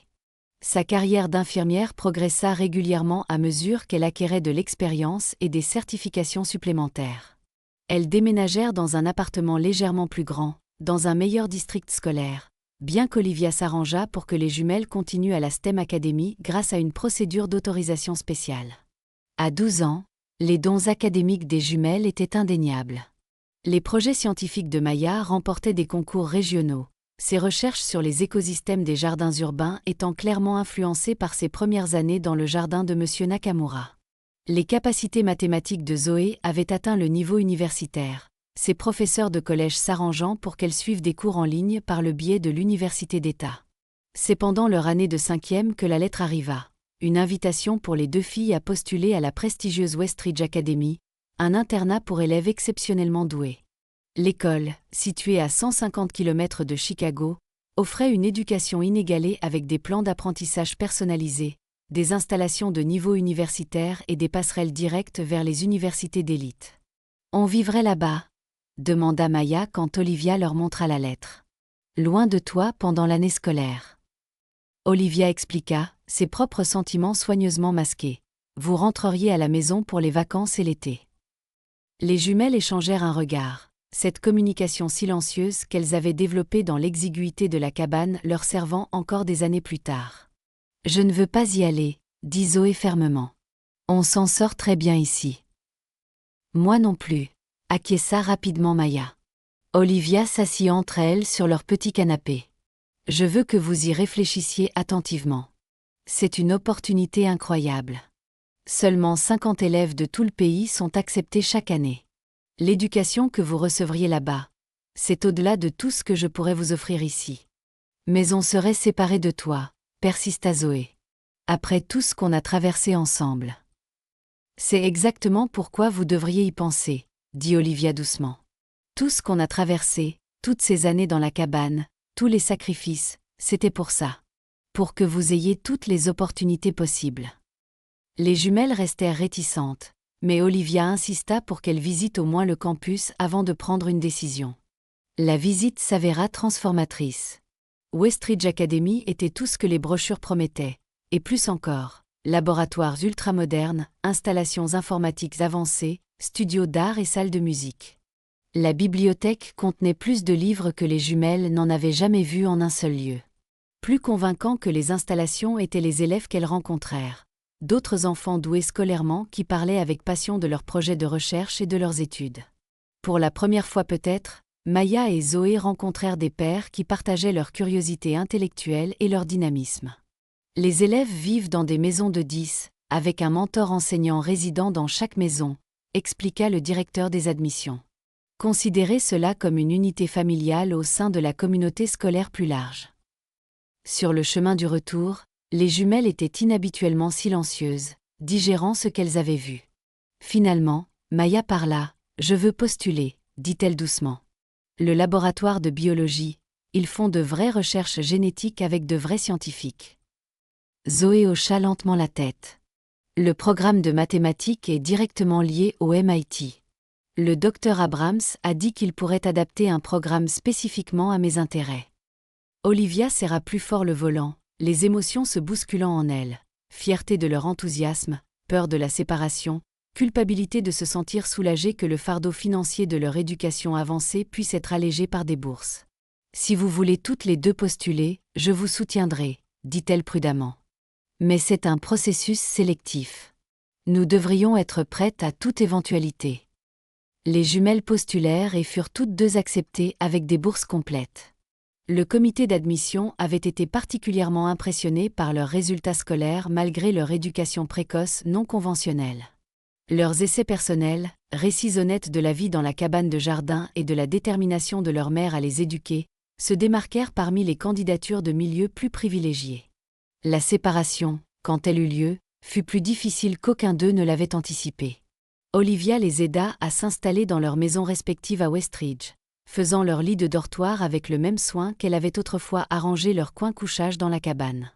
Le contraste était saisissant, ces chambres lumineuses et spacieuses avec des meubles modernes contre la maison de fortune qui les avait abritées si longtemps. « Appelez-moi n'importe quand », leur ordonna-t-elle, retenant ses larmes alors que le moment de partir approchait. « Jour ou nuit. Et je viendrai vous voir aussi souvent que possible. » « Tous les 15 jours, confirma Zoé, ayant mémorisé l'horaire des bus entre Chicago et l'académie. « Et nous serons à la maison pour Thanksgiving », ajouta Maya, s'accrochant une dernière fois à sa mère. En rentrant seule à Chicago, Olivia s'autorisa à pleurer ouvertement. Pendant 14 ans, les jumelles avaient été ses compagnes constantes, sa motivation pour chaque sacrifice, sa raison de persévérer. L'appartement serait insupportablement vide sans elle. Pourtant, mêlée à la tristesse, il y avait une fierté complexe. Ces filles recevaient des opportunités au-delà de tout ce qu'elle aurait pu imaginer pendant ces jours sombres dans la cabane de jardin. Cette séparation, aussi douloureuse soit-elle, représentait l'accomplissement de tout ce pour quoi elle avait travaillé. Les jumelles s'épanouirent à Westridge. Leurs appels vidéo hebdomadaires étaient remplis de récits enthousiastes de cours avancés, de projets de recherche et de nouveaux amis. Olivia écoutait attentivement, offrant des encouragements tout en cachant sa propre solitude. Elle prit des gardes supplémentaires à l'hôpital pour combler les heures vides et pour économiser pour leurs études universitaires, qui se profilaient à l'horizon malgré les possibilités de bourse. Fidèles à leurs paroles, les jumelles rentrèrent à chaque congé prévu, mais Olivia remarqua des changements subtils à chaque visite. Elles arrivaient avec de nouveaux vocabulaires, de nouvelles perspectives, de nouveaux amis issus de familles aisées qui passaient leurs vacances en Europe et possédaient des résidences secondaires. Leur monde s'élargissait rapidement au-delà des limites de leurs humbles débuts. Pendant leur 2e année, Olivia réussit à assister au week-end des parents à Westridge. Elle prit des congés, budgéta soigneusement le billet de bus et une modeste chambre d'hôtel à proximité, et arriva sur le campus pleine d'anticipation. L'événement était clairement conçu pour une autre catégorie sociale. Cocktails, déjeuner traiteur, présentation sur les plans d'épargne-études fiscalement avantageux qui supposaient un revenu disponible important. Olivia portait sa meilleure tenue, une robe simple achetée spécialement pour l'occasion, et se sentit manifestement déplacée parmi les vêtements de marque et les discussions désinvoltes sur les résidences de vacances. Elle s'était arrangée pour retrouver les jumelles à la réception de bienvenue. Debout près de l'entrée, elle les repéra à travers la salle bondée, engagés dans une conversation animée avec un groupe de camarades de classe et ceux qui semblaient être leurs parents. Maya gesticulait avec enthousiasme, décrivant clairement quelque chose d'important. En s'approchant, Olivia capta des bribes de la conversation. « Et grandit dans cet endroit incroyable à Chicago », disait Maya, une sorte de maison de campagne avec ce jardin incroyable où nous avons appris les écosystèmes de première main. Olivia se fija. La description était si éloignée de leur enfance réelle que, l'espace d'un instant, elle se demanda si Maya parlait de quelqu'un d'autre. « Ça a l'air charmant », répondit une femme élégante dans des vêtements coûteux. C'était en banlieue. Un peu, éluda Maya. Très vert, beaucoup d'espace pour explorer. C'est pour ça que je me suis intéressée si tôt à la botanique. Zoé aperçut Olivia la première, son expression changeant rapidement. « Maman », appela-t-elle en se détachant du groupe. Tu es bello. Les retrouvailles furent chaleureuses mais teintées d'une tension tacite. Plus tard, dans l'intimité de la chambre de dortoir de Maya, Olivia questionna la description qu'elle avait entendue. « Une maison de campagne avec un jardin. C'est comme ça que tu te souviens de la cabane ?» demanda-t-elle, essayant de garder un ton neutre. Maya rougit. Je ne mentais pas, exactement. Il y avait un jardin. Nous avions de l'espace pour explorer. Mais pourquoi ne pas simplement dire la vérité ? Je n'ai jamais eu honte de ce que nous avons traversé. Sans cette cabane, nous n'aurions pas survécu. Les jumelles échangèrent des regards mal à l'aise. Ce n'est pas que nous ayons honte, expliqua Zoé prudemment. C'est juste compliqué. Les gens ici viennent de milieux si différents. Ils ne comprendraient pas. Et honnêtement, ajouta Maya, parfois, c'est épuisant à expliquer. Quand nous racontons la vraie histoire, les gens soit ne nous croient pas, soit nous traitent comme des cas de charité, comme si nous n'étions entrés que grâce à notre parcours inspirant. Olivia ressentit une pointe de chagrin mais hocha lentement la tête. Je comprends le désir de s'intégrer. Mais n'oubliez pas qui vous êtes ni d'où vous venez. Cette cabane était peut-être humble, mais il y avait beaucoup d'amour entre ces 4 murs. Nous savons, maman, dit Zoé doucement. Nous ne pourrions jamais oublier. Mais alors que les jumelles progressaient à Westridge puis dans des universités prestigieuses, Maya à Cornell pour la biochimie et Zoé au MIT pour la physique théorique, la distance entre elles grandit. Non seulement physiquement, leurs études les éloignant de Chicago, mais aussi émotionnellement. Les appels téléphoniques devinrent moins fréquents, souvent précipités et superficiels. Les visites à la maison se raccourcirent, les stages et les opportunités de recherche remplissant leurs étés. Olivia suivait leurs exploits sur les réseaux sociaux et par des SMS occasionnels, le cœur à la fois débordant de fierté et endolori par la perte.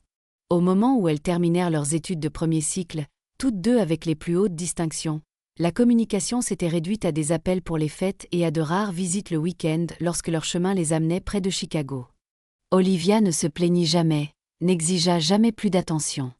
Elle comprenait que leur vie les menait dans des directions qui exigeaient une concentration et un engagement total.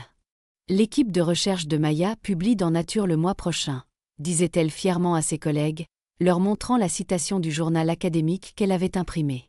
Et Zoé a été acceptée à Cambridge pour son doctorat. Ce qu'elle ne partageait pas, c'était ses craintes que les jumelles aient dépassé non seulement leurs humbles débuts, mais aussi leur mère. Que peut-être le succès même pour lequel elle avait tout sacrifié avait créé un fossé infranchissable entre elles.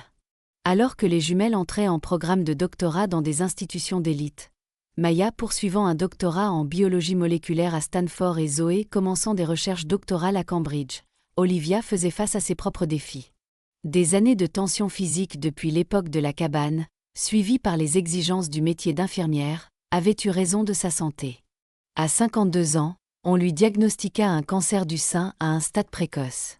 Elle ne le dit pas immédiatement aux jumelles, ne voulant pas les distraire d'importantes échéances de recherche.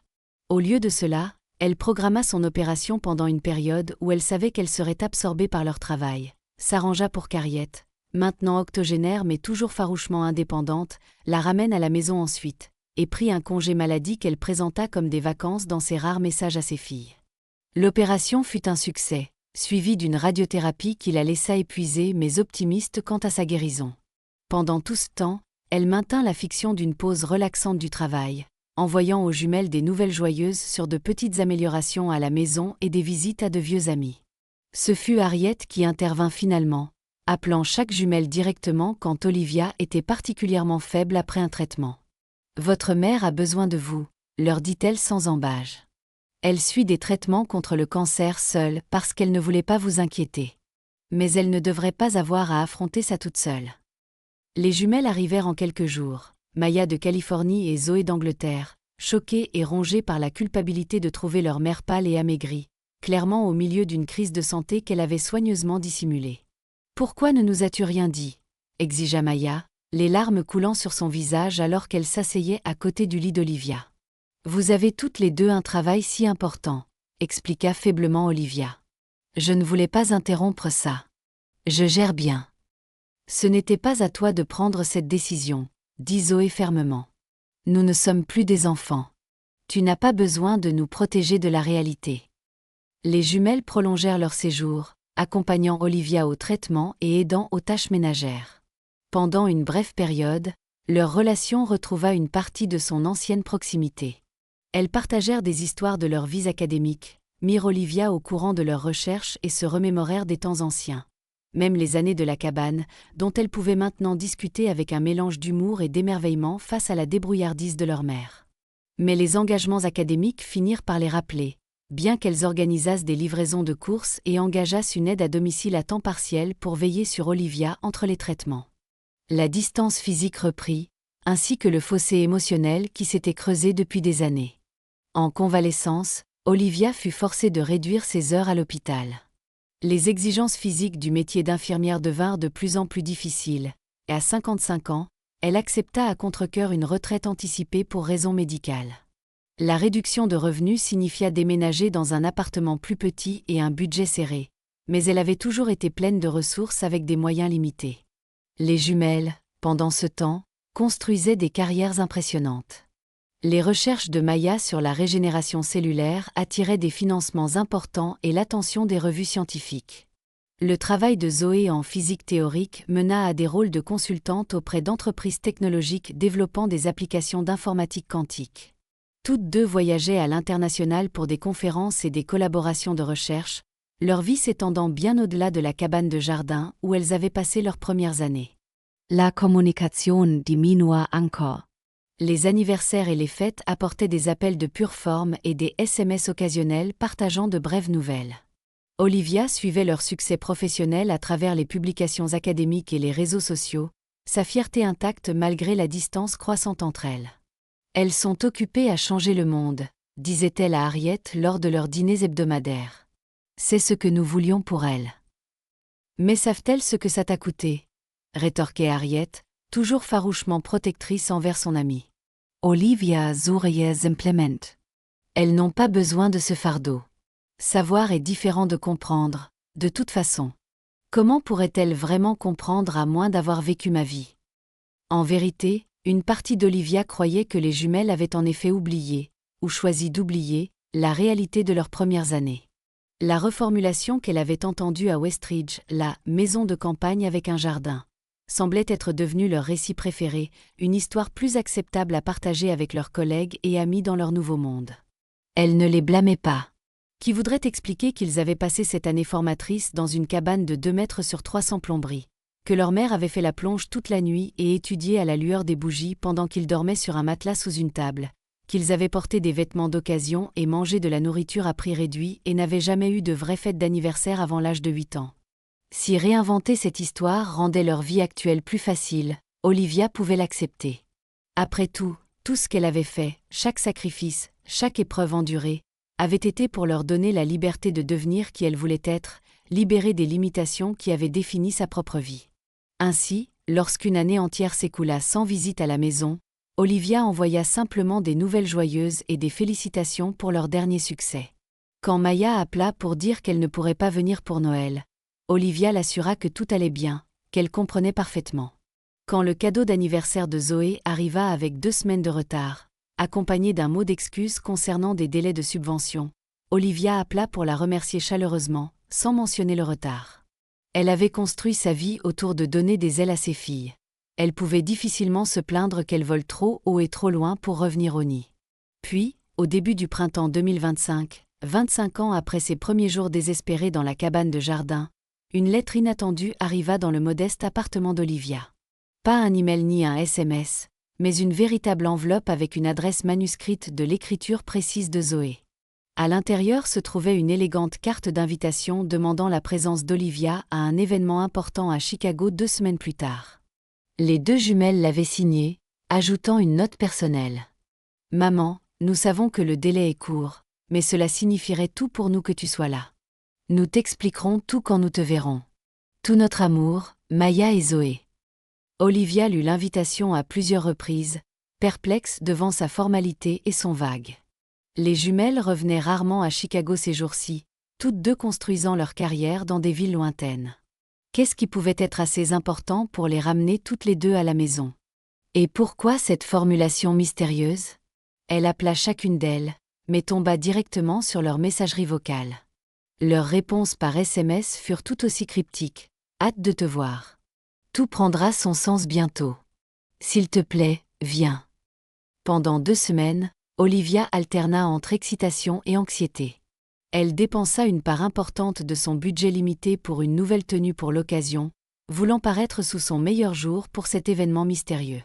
Elle se fit coiffer pour la première fois depuis des années et s'offrit même une manucure, chose qu'elle n'avait jamais priorisée pendant les années de vache maigre.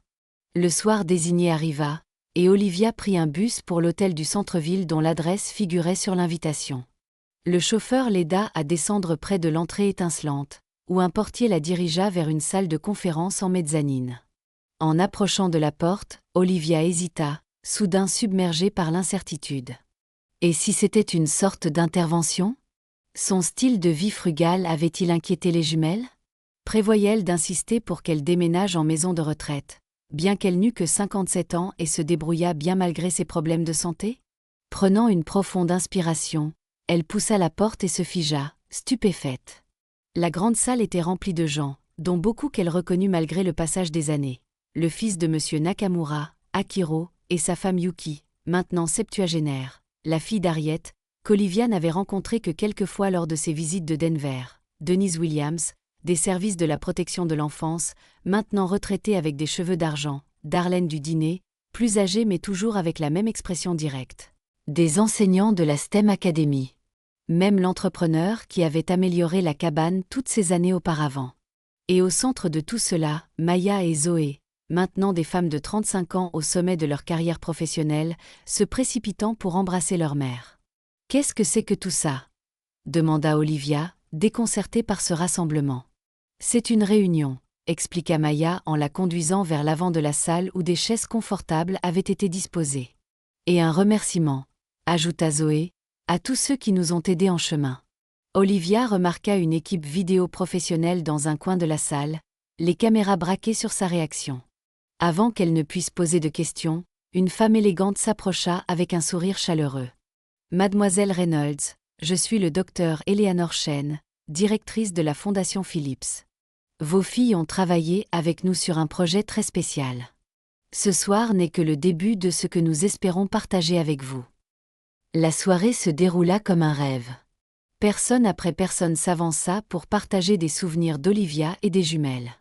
Le fils de M. Nakamura décrivant ses appréhensions initiales concernant l'arrangement de la cabane et son admiration éventuelle pour la détermination d'Olivia. Denise racontant sa décision de plaider pour la famille plutôt que de la séparer. Des enseignants de la STEM Academy louant la préparation exceptionnelle que les jumelles avaient reçue malgré leurs circonstances. Je me souviens que Maya connaissait les noms scientifiques de chaque plante de notre classe, se rappela son enseignante de CE2. Quand j'ai demandé où elle les avait appris, elle a dit « Ma maman et moi les avons cultivés dans notre jardin. » Je n'avais aucune idée que ce jardin nourrissait et logeait réellement votre famille. Darlene du dîner raconta comment Olivia n'avait jamais été en retard une seule fois pour un service. Même pendant les blizzards lorsque les transports en commun étaient à l'arrêt. Elle marchait à travers les congères avec ses bébés emmitouflés dans ce chariot qu'elle avait bricolé. Jamais une plainte, elle faisait juste ce qu'il fallait faire. Pendant tous les témoignages, les jumelles étaient assises de chaque côté d'Olivia, lui tenant les mains alors que les larmes coulaient sur leurs 3 visages. Pendant une brève pause, Olivia prit ses filles à part. « Je ne comprends pas », murmura-t-elle. « Pourquoi maintenant? Pourquoi toutes ces personnes du passé ?» Les jumelles échangèrent des regards, cette communication silencieuse toujours intacte après toutes ces années. « Nous t'expliquerons tout demain, promit Maya. Pour ce soir, sache juste que nous n'avons jamais rien oublié. Rien du tout. Nous travaillons sur quelque chose depuis des années, ajouta Zoé. Quelque chose dont nous ne pouvions pas te parler avant d'être sûrs que ça réussirait. Vous travaillez sur quoi? Insista Olivia. Un héritage, répondirent-elles à l'unisson. Après le rassemblement, les jumelles accompagnèrent Olivia à son appartement. Bien qu'elle lui eusse proposé de lui réserver une chambre à l'hôtel, elle avait insisté pour rentrer chez elle, mal à l'aise avec une telle extravagance. Elles passèrent la nuit, entassant leur corps d'adultes sur le canapé-lit comme elles l'avaient fait lors de visites universitaires, chuchotant et ricanant comme si elles étaient à nouveau des enfants. Olivia resta éveillée dans sa chambre, écoutant leur conversation murmurée, le cœur rempli d'émotions confuses, joie de leur présence, douleur persistante des années de distance, et intense curiosité quant à ce qu'elles avaient prévu. Le matin, une élégante voiture noire vint les chercher. Le chauffeur, respectueux et professionnel, les informa qu'elle voyagerait environ 20 minutes à l'extérieur du centre-ville. « Où allons-nous » demanda Olivia en s'installant sur la confortable banquette arrière. « À l'endroit où tout a commencé » répondit Maya cryptiquement. « Un endroit que tu n'as pas vu depuis de nombreuses années » ajouta Zoé. La voiture tourna dans des rues familières et Olivia sentit une étrange oppression dans sa poitrine alors qu'elles entraient dans le vieux quartier où se trouvait la cabane de jardin. Beaucoup de choses avaient changé. De nouveaux lotissements avaient remplacé certaines des maisons plus anciennes, et des cafés branchés occupaient maintenant d'anciens terrains vagues. « Le jardin de M. Nakamura » murmura-t-elle en approchant du pâté de maison. « Mais il doit avoir disparu maintenant, après sa mort. » Sa voix s'éteignit alors que la voiture ralentissait près de l'endroit où le jardin communautaire s'était autrefois trouvé.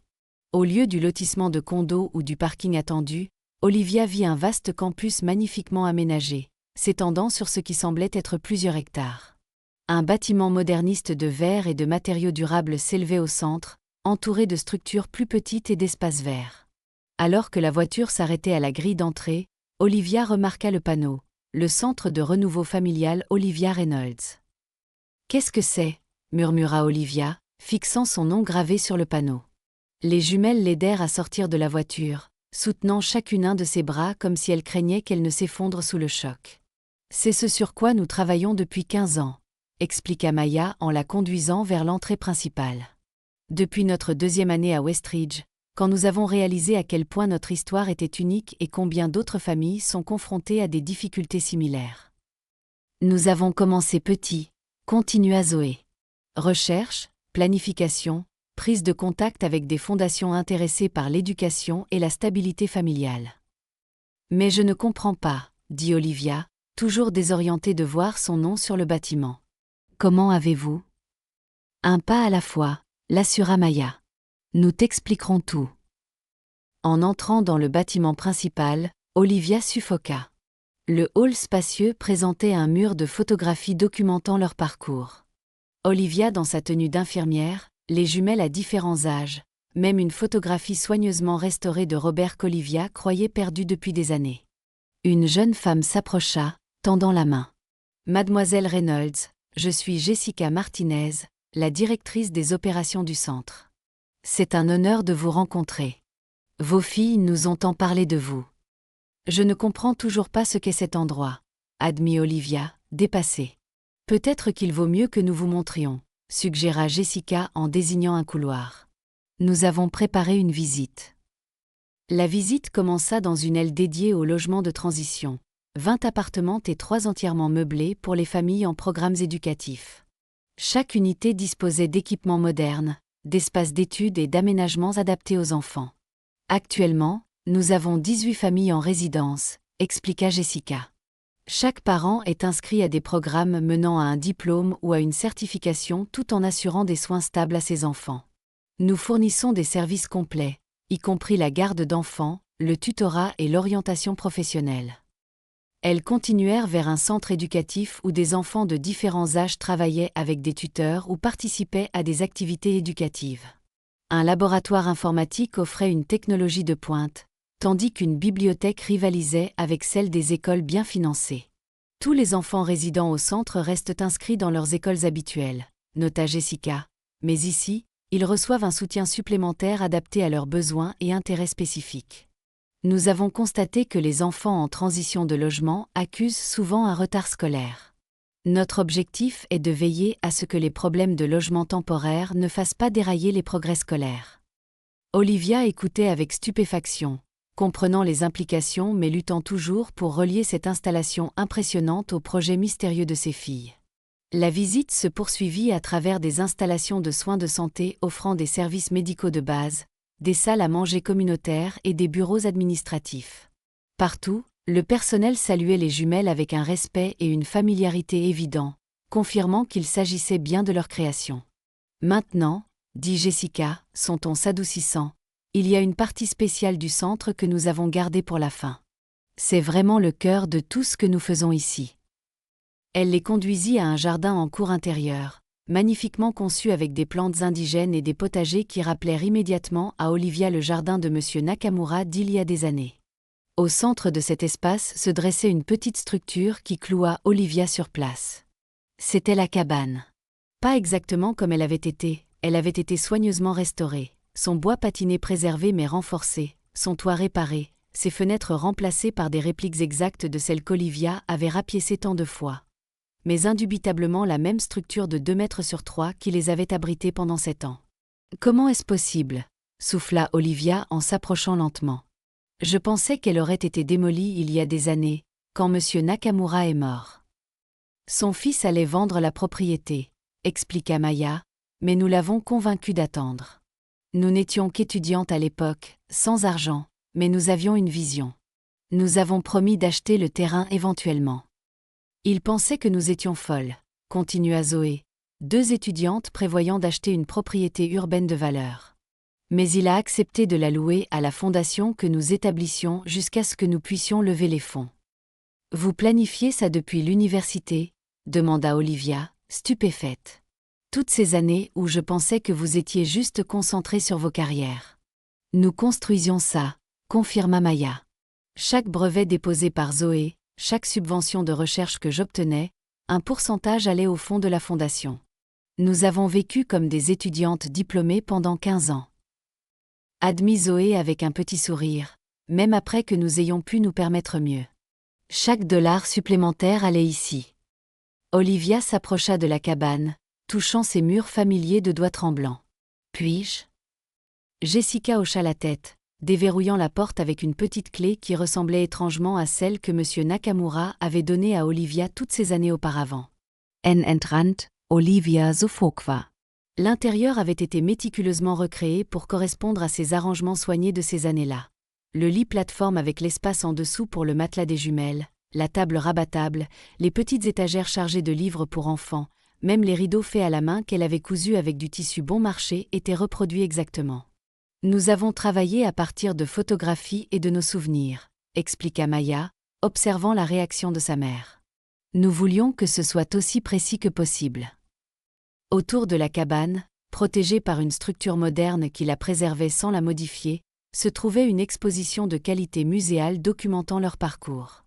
Des vitrines contenaient des artefacts, les manuels d'infirmières originaux d'Olivia avec des notes dans les marges, les premiers rubans de foire scientifique des jumelles, l'uniforme de dîner qu'Olivia avait porté pendant 8 ans, soigneusement conservé.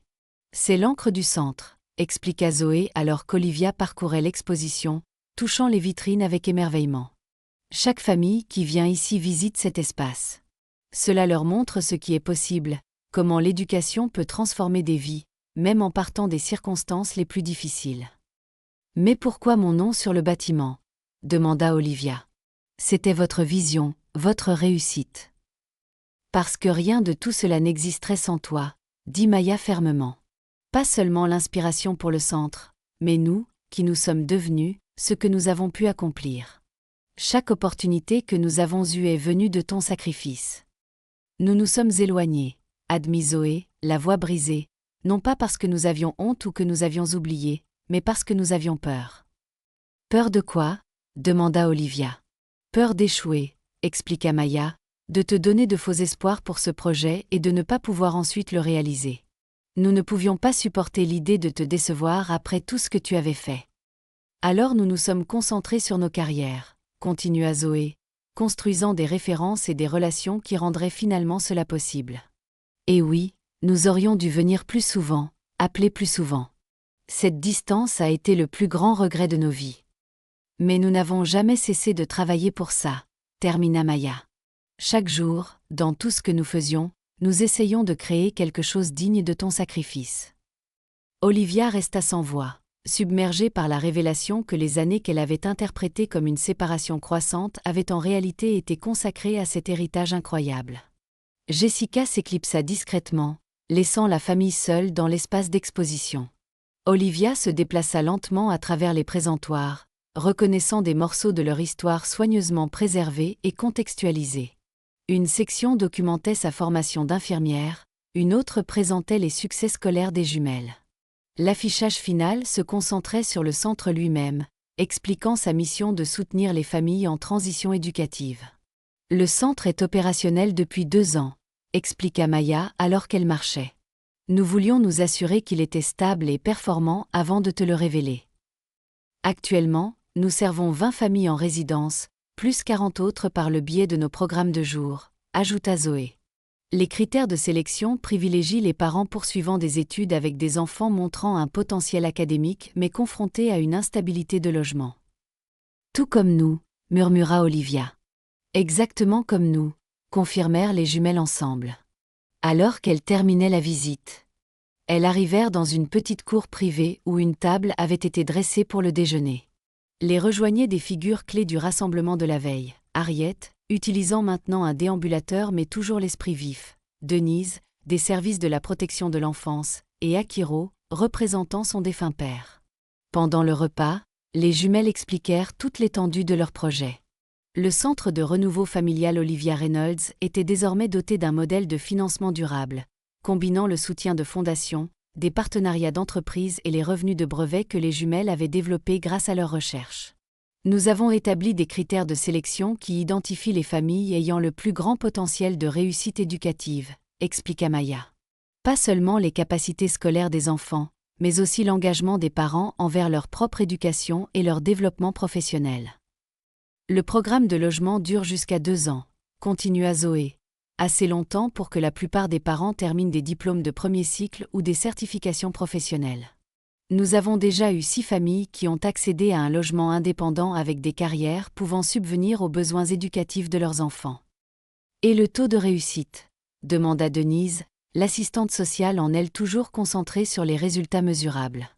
92% des familles qui entrent dans le programme atteignent leurs objectifs éducatifs, rapporta fièrement Maya. 100% des enfants maintiennent ou améliorent leurs résultats scolaires pendant leur résidence. Alors que le repas se terminait, les jumelles demandèrent aux autres de les excuser pour un moment privé avec leur mère. La conduisant à un bureau calme, elles l'assirent entre elles sur un canapé confortable.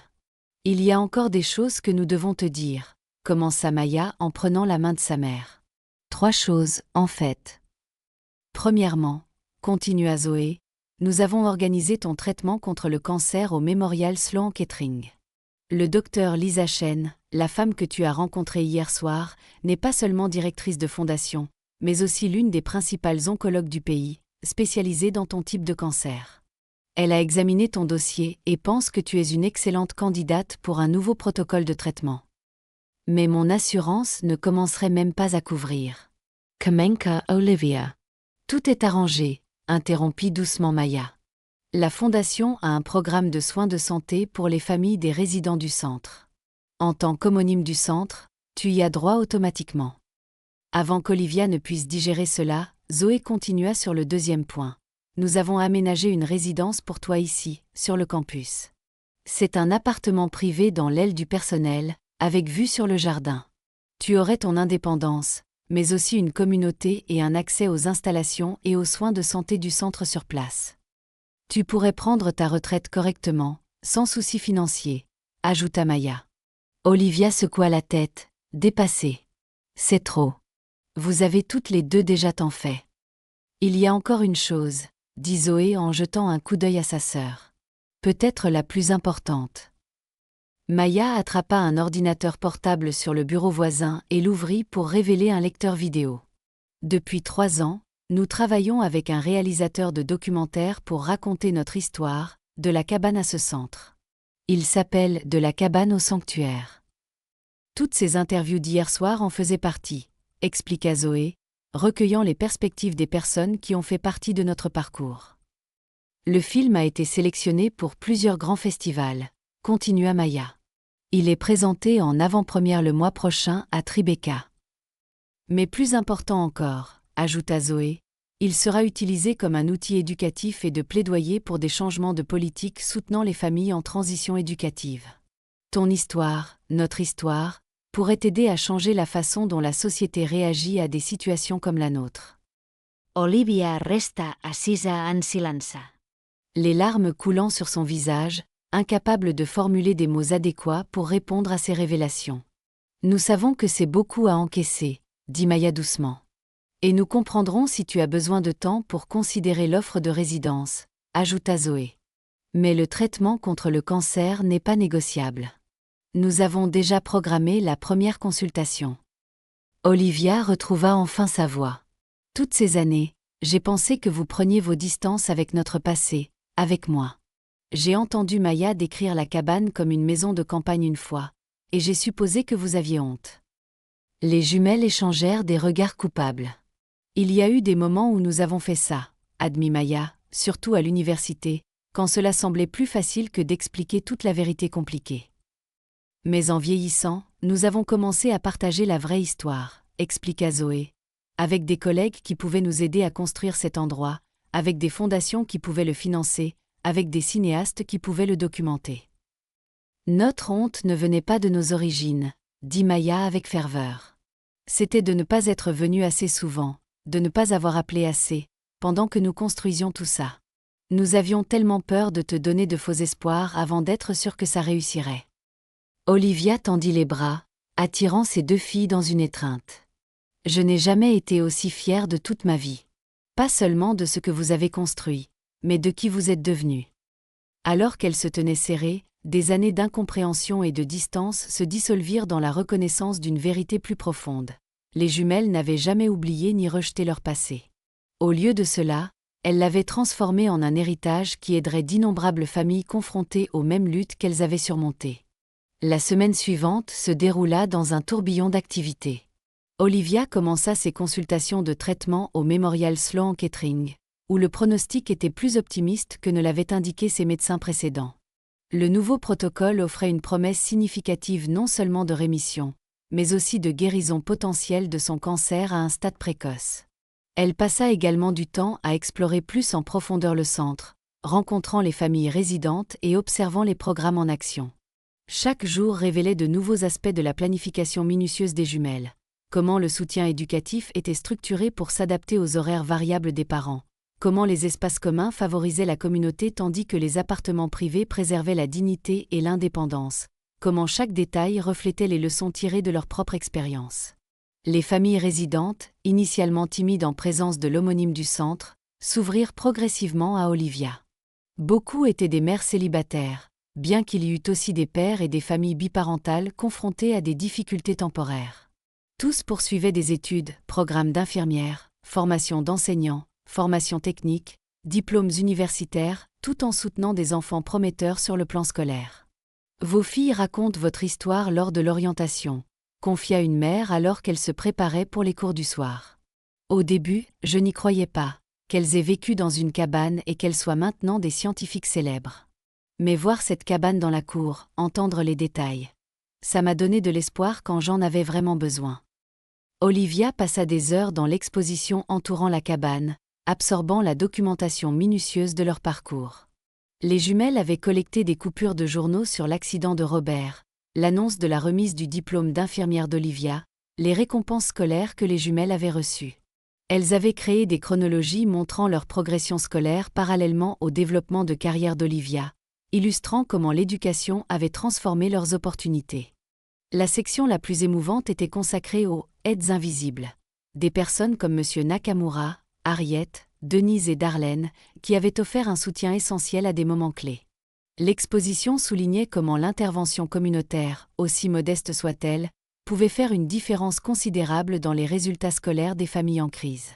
À la fin de la semaine, Olivia avait pris sa décision concernant l'offre de résidence. Bien que farouchement indépendante, elle reconnaissait à la fois les avantages pratiques et l'importance symbolique de vivre au centre portant son nom. Sa présence offrirait un témoignage vivant aux familles et aux résidents que leurs luttes actuelles pouvaient mener à des résultats remarquables. Les jumelles l'aidèrent à emménager dans l'appartement qu'elles avaient conçu pour son confort, plus grand que tout espace où elle avait vécu depuis l'époque précédant la mort de Robert. Il comprenait une suite parentale avec des aménagements pour ses besoins médicaux, un bureau où elle pourrait écrire ou lire, et un petit patio-jardin privé. Elles avaient rempli les étagères de ses romans et textes médicaux préférés, accroché des photographies couvrant leur histoire familiale, et même recréé le petit couvre-lit fait à la main qui avait recouvert le lit de fortune des jumelles dans la cabane, maintenant exposé comme une œuvre d'art sur le mur du salon. « Est-ce trop ?» demanda Zoé avec anxiété alors qu'elle lui montrait l'espace. « Nous voulions que ça ressemble à la maison, mais sans te submerger. »« C'est parfait », les assura Olivia en touchant le couvre-lit avec des doigts respectueux. « Comment vous en êtes-vous souvenu ? Je pensais qu'il avait été perdu lors d'un de nos déménagements. »« Nous l'avons fait recréer à partir de photographies », expliqua Maya. « L'original tombait en morceaux quand nous avons quitté la cabane. »« Nous nous souvenons de tout, maman, » dit Zoé doucement. « Chaque sacrifice, chaque leçon, chaque moment où tu as créé la stabilité au milieu du chaos. » Alors qu'Olivia s'installait dans sa nouvelle maison et sa routine de traitement, les jumelles se préparaient pour la première du documentaire.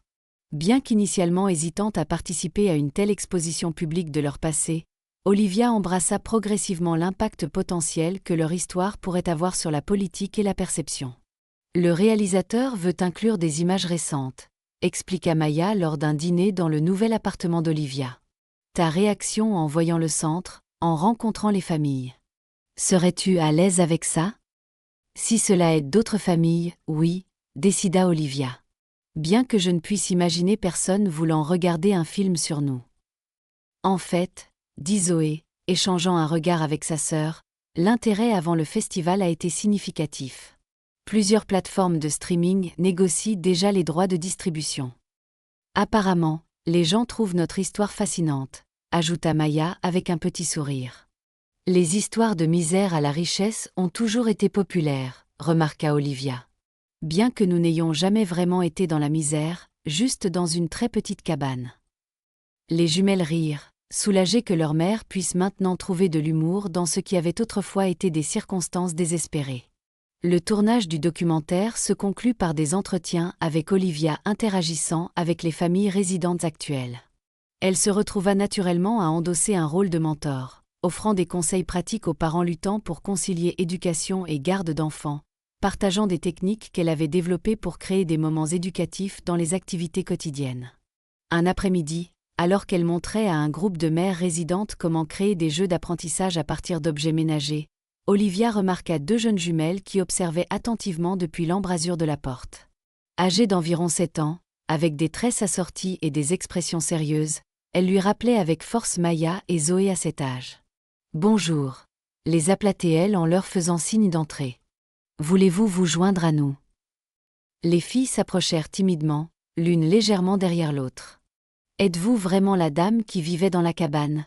demanda la jumelle la plus hardie. « Oui », confirma Olivia. « Avec mes filles, quand elles avaient à peu près votre âge. »« Et maintenant, ce sont des scientifiques, » dit la seconde jumelle avec émerveillement. « Et elles ont construit tout cet endroit. »« C'est vrai, » acquiesça Olivia. Parce que l'éducation a changé ce qui était possible pour elle. La mère des filles, une étudiante en soins infirmiers nommée Tamika, les rejoignit. « Désolée si elle vous dérange, mademoiselle Reynolds. Elles sont fascinées par votre histoire depuis notre arrivée. »« Pas du tout, » l'assura Olivia. « Comment vous appelez-vous ?»« Je suis Jasmine, » répondit la première jumelle, « et voici Jade. Nous sommes en CE1. »« Aimez-vous l'école ?» demanda Olivia. « J'aime les sciences, » déclara Jasmine. « Je veux étudier les plantes, comme votre fille. »« J'aime les maths, » ajouta Jade plus timidement, « mais c'est parfois difficile. »« Mes filles trouvaient aussi ces matières difficiles parfois, » leur dit Olivia. « C'est pourquoi elles travaillaient si dur. Rien de ce qui vaut la peine n'est jamais facile. » Le lendemain, Olivia trouva une carte faite à la main glissée sous la porte de son appartement. Sur le devant, en lettres d'enfant soigneusement imprimées, les mots « Merci ». À l'intérieur, un message simple. « Merci d'avoir montré à notre maman que c'est possible », de Jasmine et Jade. Olivia plaça la carte sur sa cheminée, à côté de photographies de Maya et Zoé à des âges similaires. Le parallèle était indéniable et profondément émouvant. Une autre paire de jumelles dont l'avenir pourrait être transformé par la détermination de leur mère et le soutien éducatif fourni au bon moment. Alors que la première du documentaire approchait, le traitement d'Olivia progressait favorablement. Le protocole de pointe était moins débilitant que son traitement précédent, lui permettant de maintenir son énergie pour son rôle de plus en plus actif au centre. Elle commença à offrir des séances de mentorat formel aux parents résidents, partageant des stratégies pratiques pour soutenir l'éducation des enfants pendant la transition de logement. « Vous êtes devenue notre ressource la plus précieuse », lui dit Jessica lors d'une réunion du personnel.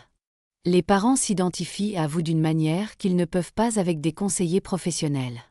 Vous avez vécu leur lutte. Je n'aurais jamais pensé que mon expérience serait utile de cette façon, admit Olivia. Pendant tant d'années, j'ai juste voulu mettre ça derrière moi. C'est ce qui rend votre histoire si puissante, expliqua Jessica. Vous n'avez pas seulement survécu, vous avez créé une fondation pour des réalisations extraordinaires. C'est ce que chaque parent ici essaie de faire. La veille de leur voyage à New York pour la première du documentaire, les jumelles invitèrent Olivia à se joindre à elles pour un dîner privé dans le jardin communautaire du centre. Elles avaient dressé une table à côté de la cabane préservée, éclairée par le même genre de bougies qu'Olivia avait autrefois utilisées pour étudier lorsque l'électricité manquait. Un moment de boucle bouclée, expliqua Maya en asseyant leur mère. Notre dernier repas avant d'entrer dans une version très publique de notre histoire. Le repas était simple mais symbolique. Des plats qu'Olivia avait créés pendant leurs années de cabane, rehaussés par une préparation professionnelle. Des légumes du jardin en l'honneur de Monsieur Nakamura, des pâtes qui leur rappelaient Darlene leur glissant des restes du dîner, du pain perdu comme Harriet en préparait pour les dîners du dimanche. En mangeant, elles se remémorèrent des moments de ces années difficiles. La nuit d'hiver où elles avaient construit un fort de couverture à l'intérieur de la cabane pendant un blizzard. Le soir d'été où elles avaient regardé les lucioles dans le jardin. Le jour où les jumelles avaient ramené leur premier certificat de réussite scolaire. Je m'inquiétais tellement de ce que vous manquiez. Confessa Olivia. Fête d'anniversaire, vraie chambre, vêtements neufs. Je n'ai jamais réalisé ce que vous gagnez. La débrouillardise, dit Maya immédiatement. Je peux résoudre n'importe quel problème de recherche parce que rien ne semble impossible après avoir vu créer une vie à partir de rien. La perspective, ajouta Zoé. À Cambridge, mes collègues paniquent pour des revers insignifiants, mais je sais ce qu'est la vraie adversité et comment la surmonter. La compassion, continua Maya. Nous comprenons la lutte d'une manière que beaucoup de nos pères ne connaîtront jamais. Cela façonne notre vision du monde, notre approche du travail. Et la détermination, termina Zoé. Rien n'a jamais été aussi difficile que ces années-là, ce qui signifie que rien dans notre avenir ne pourrait jamais l'être. Après le dîner, alors que le crépuscule adoucissait le jardin, les trois femmes marchèrent bras dessus bras dessous jusqu'à la cabane. Olivia se tint à l'entrée, regardant l'intérieur méticuleusement recréé qui avait autrefois été leur monde entier. « C'est étrange, dit-elle doucement. Ça a l'air si petit maintenant. Mais à l'époque, ça semblait être tout. Parce que ça nous gardait ensemble, en sécurité, acquiesça Maya, se tenant à côté d'elle. C'était tout. La fondation de tout ce que nous sommes devenus. Et maintenant, c'est la fondation de quelque chose de beaucoup plus grand, ajouta Zoé, désignant les bâtiments du centre qui les entouraient. Un héritage qui continuera pendant des générations. Olivia toucha le bois patiné du chambranle de la porte, sentant les années sous ses doigts. Cette petite cabane n'a jamais été notre échec, murmura-t-elle. Elle a toujours été notre commencement. Les jumelles entourèrent leur mère de leurs bras, toutes trois se découpant en silhouette à l'entrée de la petite structure qui avait à la fois abrité leur passé et ancrait maintenant leur héritage commun, un témoignage du pouvoir de l'amour maternel, des opportunités éducatives et du potentiel extraordinaire qui réside en chaque enfant, quel que soit le point de départ de son voyage. Le documentaire « De la cabane au sanctuaire » remporta le prix du public au Festival du film de Tribeca et fut ensuite acquis par une grande plateforme de streaming, portant l'histoire de la famille Reynolds à des millions de téléspectateurs dans le monde entier. Sa sortie suscita de nouvelles discussions politiques sur le soutien éducatif aux familles en transition de logement, plusieurs États mettant en œuvre des programmes inspirés par l'approche du centre. Olivia, maintenant guérie de son cancer suite à son traitement réussi, Partage son temps entre le mentorat des familles résidentes au centre et des conférences nationales sur l'équité éducative et le pouvoir transformateur de la détermination maternelle. La carte faite à la main de Jasmine et Jade l'accompagne à chaque conférence, un rappel de l'importance de partager leur histoire.